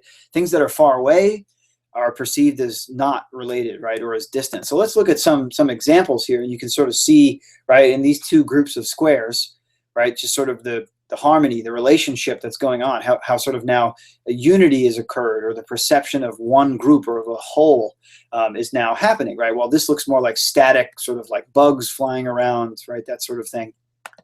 Looking here at proximity sort of in action, you can see how like those people there form that really interesting tree, right? They sort of take on the shape of a tree, and how the large company Unilever rebranded itself with a logo that takes a bunch of icons, but then gets them in this arrangement that forms a U, right? So if you squint your eyes and look at the design through your eyelashes, that's my little sort of proximity, but a contrast test. You can see that that's actually what's going on, is that's what forms up. And that's all because of the Gestalt rule of proximity, right? We perceive that there's an outline of a U in that space. So cool. So that's proximity, right? You can sort of see how that works in action. Next, we have similarity. So similarity, we perceive relationship or unity when objects appear to be similar, right? So we can notice patterns, we can notice this sort of like trends, those sorts of things. So you look at these figures and you start to notice that like it starts to take on a pattern, or it starts to form up. So figure 2A seems a little random, but figure 2B seems to look like a face. And then same thing for 2C and 2D. You see sort of layered squares, but then you see, even though they're not perfectly aligned, they form up that grid, which makes them now appear as a group. But then there's patterns within, right? The red, the blue, the green, the yellow, right? It's sort of, it all exists. So color can be a way to create similarity. Shape can be a way to create similarity. Line quality, right? All those things, right? Now the elements of design can be used as language to understand the principles, right, of how design comes together, right? Visual communication. So take a look at this logo. It's pretty cool, where a sun and like an eagle head are combined. But then, right, it sort of comes together as a single unit, but realistically, it's two images, right? It's this sort of, or more, it's these triangles around this negative space, and then this eagle head. But because of the same sort of triangle in the pattern that's going on, it creates continuation and makes us think, well, that's a whole, right? It sort of forms this whole object, which is quite interesting. It's like, well, how does that happen with two-dimensional shapes? That's bizarre. But right now, you know a trick. Right now, you know how similarity can play a role in shape here in creating unity. Alternatively, similarity can also create emphasis. When something appears to be out of order, it's called an anomaly, right? And that anomaly can actually create a focal point, right? A design anomaly. It draws our eye away. And a lot of times designers do that, and it comes out as a mistake, design anomalies. But if you want to, like, so all posters, projects, design projects have generally focal points, right? Things that we want to look at. And a good question is like, well, where's the focal point in this piece? And it's like, well, oh, it's that guy jumping, right?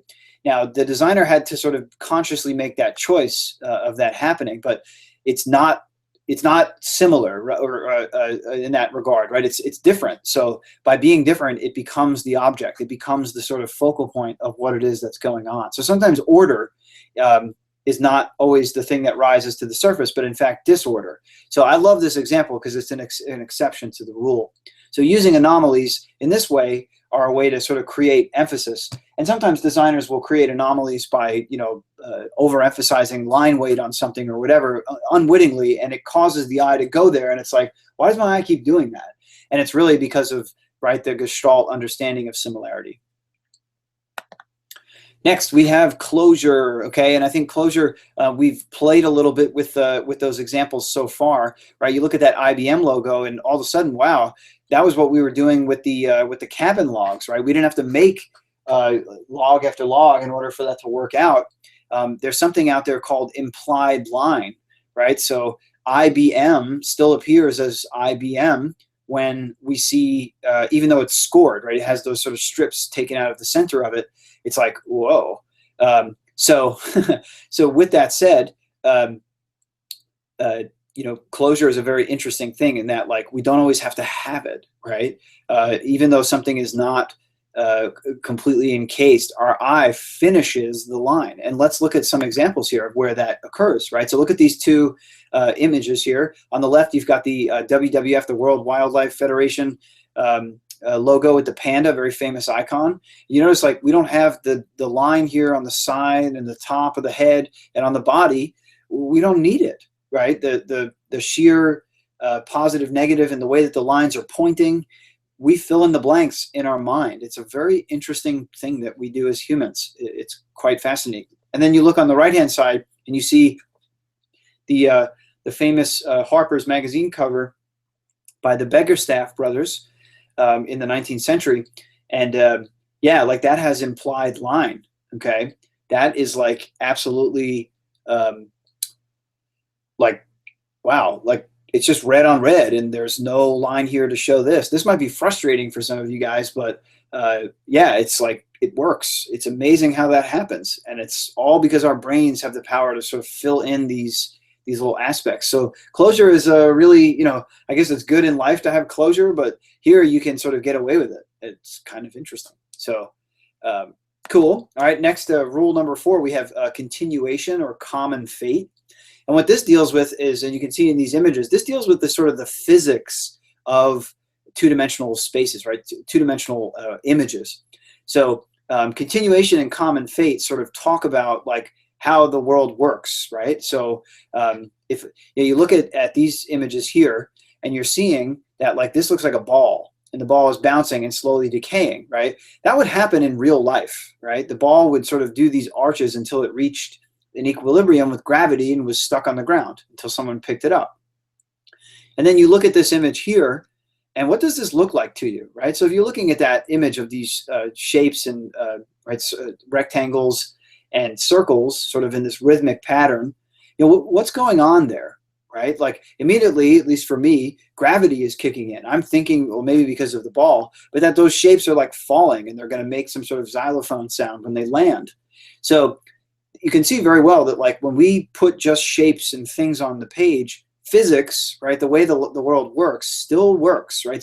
Or at least those rules, we attempt to apply them to what's going on. So that's what continuation and common fate has. You can see here this sort of, this is called a crossbar of a letter, right, in the H.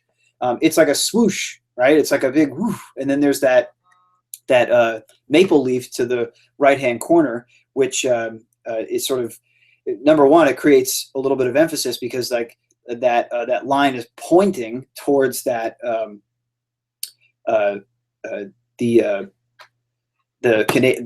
I'm thinking Canadian here, sorry, but the maple leaf. But it's also implying that, like, the leaf has traveled. It's sort of flown, right? It doesn't look like it's just sitting there, which is quite interesting. So that refers to sort of this notion of common fate, right? That things are going to fall to the ground and smash, or they're going to fly and go in a direction. So directionalism and gravity, right, are sort of these two things that are very present, right, and are available to us by understanding continuation and common fate. So Cool. So let's bend our mind here for a second. We've got this this slide here of impossible shapes, right? So these are meant to sort of play with your mind a little bit. And the reason why I'm showing you this is because these sort of challenge this idea of continuation and common fate. So right, we're getting this idea of moving in a direction, but then something about it isn't quite right because things are folding and bending, and you can't resolve this.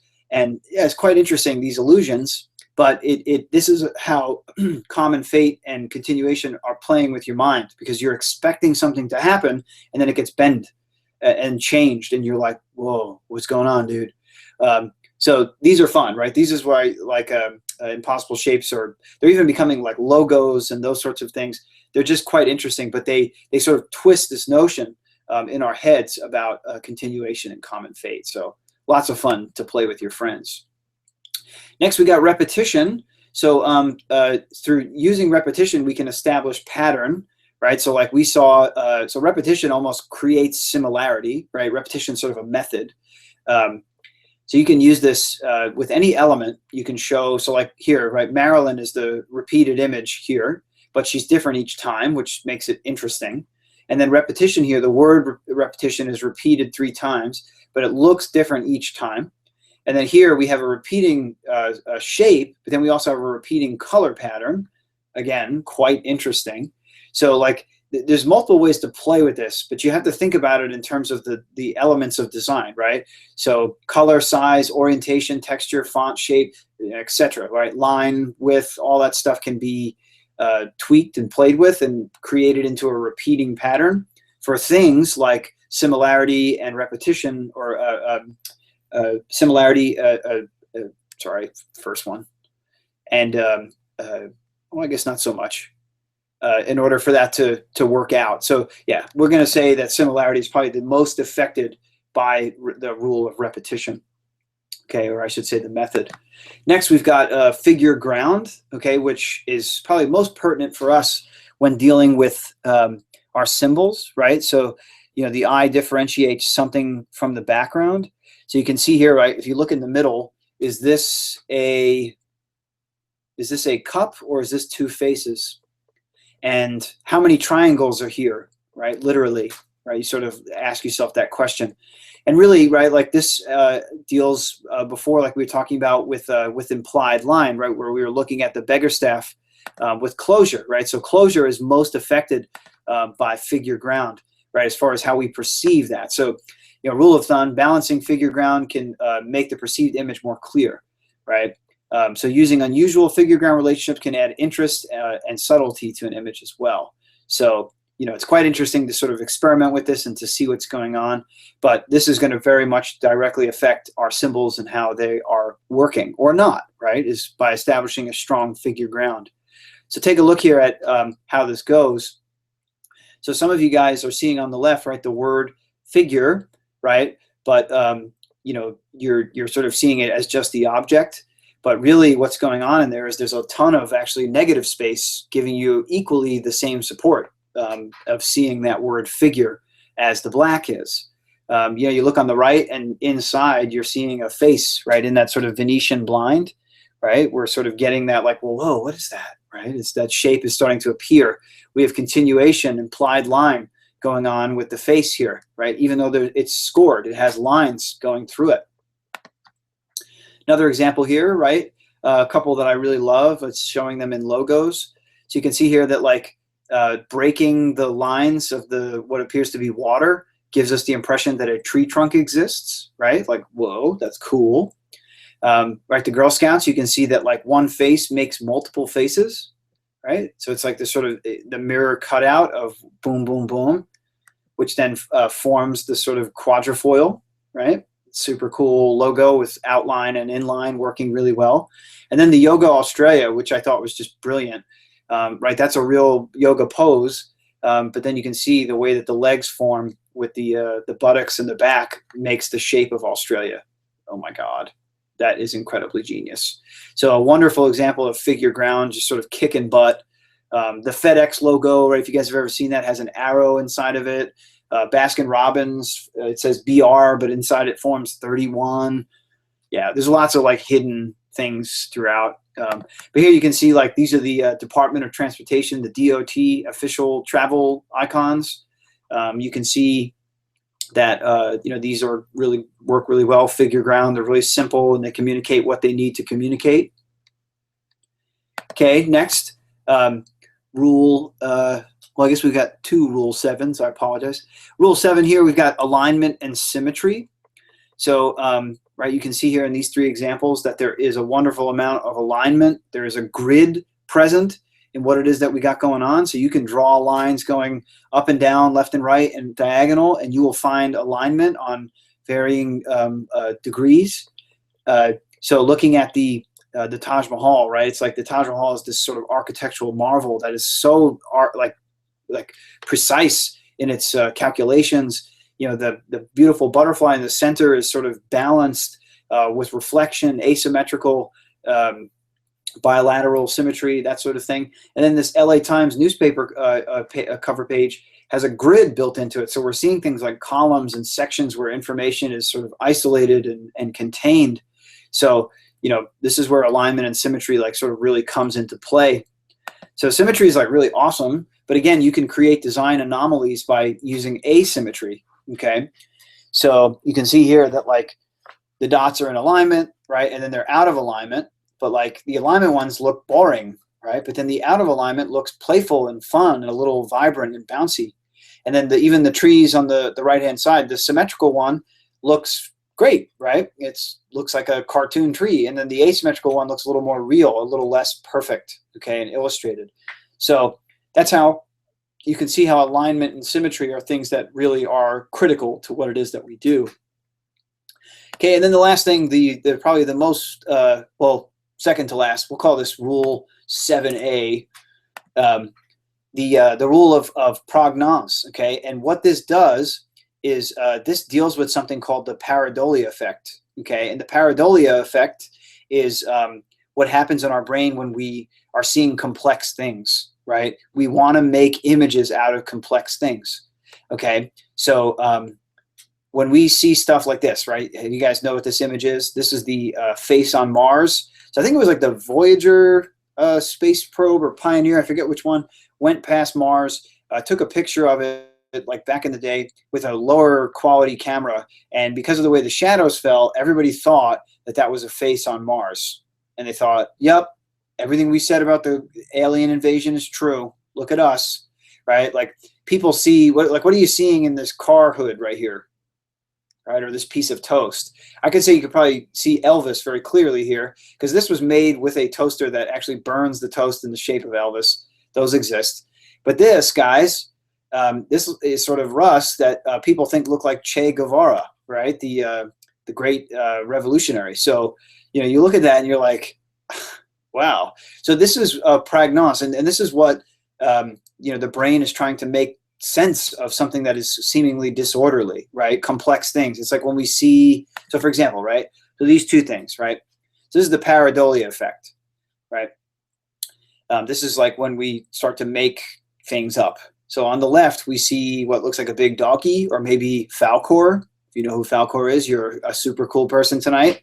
Never-ending story. And then on the right-hand side, right? Look at that seemingly wonderful, benign, right? Non-offensive janitors, right? Custodial engineer's cart.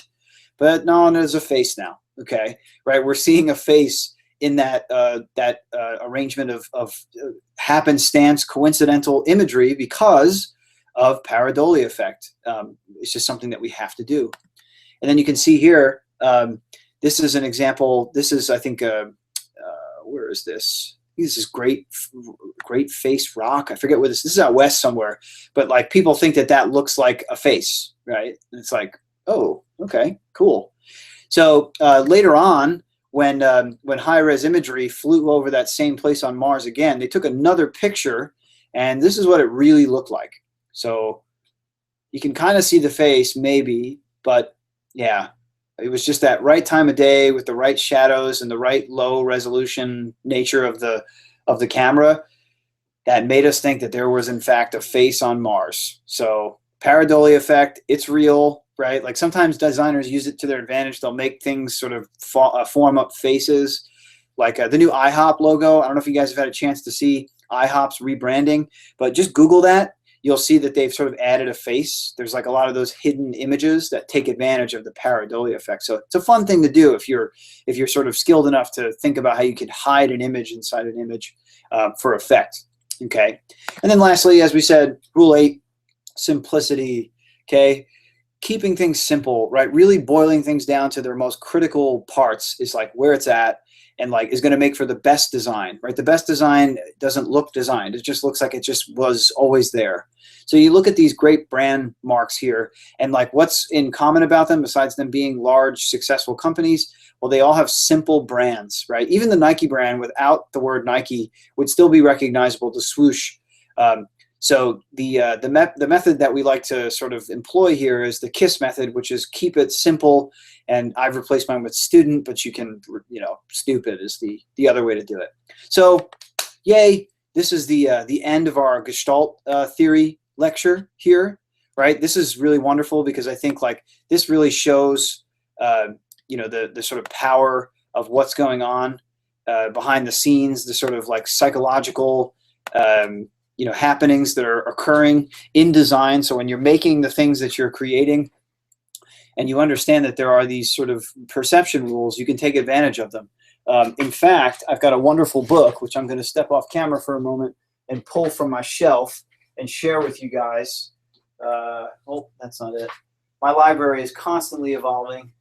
I wish I had it handy. All right, I don't think I'm seeing it here real quick, but I've got this incredible book called The Universal Principles of Design. In fact, what I'm going to do really quick is I'm going to just quickly pull open a browser and let you see Principles of Design. All right, it's a wonderful book. Here, I'll switch it over so you can see. Okay, so this book, real quick, we're going to end here in a second. Universal Principles of Design, 125 ways to enhance how you do design. And you look through here and there's like all sorts of rules, many of the rules that we just talked about, actually. So, you can see like just sort of how these things go. Like there's things in here like faceism ratio, right? Like your face, like how much face you show. Let's see what else is really going. Yeah, law of pragnance is there, layering, proximity, the red effect, let's see, mental models, mnemonic devices, 80-20 rule, and then there's like other chunking, cathedral effect. It's just like there's all these sort of studied psychological things with visuals that is now compiled into this book. So here you can see like the 80-20 rule. Right, a high percentage of effects in any large system are caused by a low percentage of variables. So 80% of a product's usage involves 20% of its features. 80% of a town's traffic is on 20% of its roads, right? And then you can see here like examples, right? So this is the 80-20 rule in effect. So graphical user interface conceal most of their functions in drop-down menus. This reduces the complexity of the display, but also makes frequently used functions more difficult to access. Identifying the critical 20% of the functions and making them readily available in toolbars solves the problem. So yeah, so taking 20%, it seems, can sort of help that. So this is actually, you can look at this on Google Books. You can take a look at this. It's a really fantastic book. It really goes through sort of design thinking and how we apply these rules to doing what it is that we're working on. So anyway. So guys, we're going to conclude here. This has been a good class. I know we're sort of still in the midst of the production process. We've done our sketches. We've got now 3 sessions working on Illustrator, so we're getting really good with getting basic proficiency of the tools. So I think we're going to really just like, by the time we're done with this, we're going to be, monsters in Illustrator. We're going to be able to do quite a bit as far as creating vector graphics. So guys, next week, what you're going to be working on is reviewing the video. Go look at the other video, the preparing symbols for the Noun Project, because that talks about some more of the details of like color and ungrouping and those sorts of things. I will also recover the Pathfinder in that video as well. So we sort of, went today through a lot of construction methods of these shapes, right? But just keeping them single color, positive, negative, right? Black on white sort of thing. So next week, guys, what's due is you're going to save a JPEG out of Illustrator, post it up on the forum for next week, turn that in, right, for your assignment, and then we'll do another critique, and we'll dig a little bit deeper. In fact, I think we'll really get into to where we're getting those symbols almost ready for prime time to submit to the Noun Project. And then going forward, we will drop those things on the website, sit back and see if they're accepted, and if they are accepted, then the next month, if we sell icons, we get a paycheck, folks. It's pretty cool. Might be like $6, but that'll be $6 you made that you weren't able to make otherwise. So I hope you're excited about that. I think it's going to be a lot of fun. Super cool to publish, right? It's like, we're in this academic world, and being able to publish, get our name out there is not easy. But when we get out of here and we go to the professional world, that's something that we can sort of lean back on and say, yeah, I did that. That's pretty rad. So guys, once again, I am Professor Mike Wirth. This has been Art 210, Fundamentals of New Media Design, class number 4. Bam. So I look forward, guys, to seeing your work, and hopefully, learning a couple things, because like what I do like about this project is you guys come up with some new and wacky new symbols and things, and I appreciate that. And it gets me going as far as making my own new symbols. But until then, guys, hit me up on email, okay? And good luck. Definitely rewind the video if you want to review skills. There's something that's just like, you want to know that's special, right? You can hit me up on email. I'm happy to answer. But until next week, you guys be good and enjoy this week's Game of Thrones.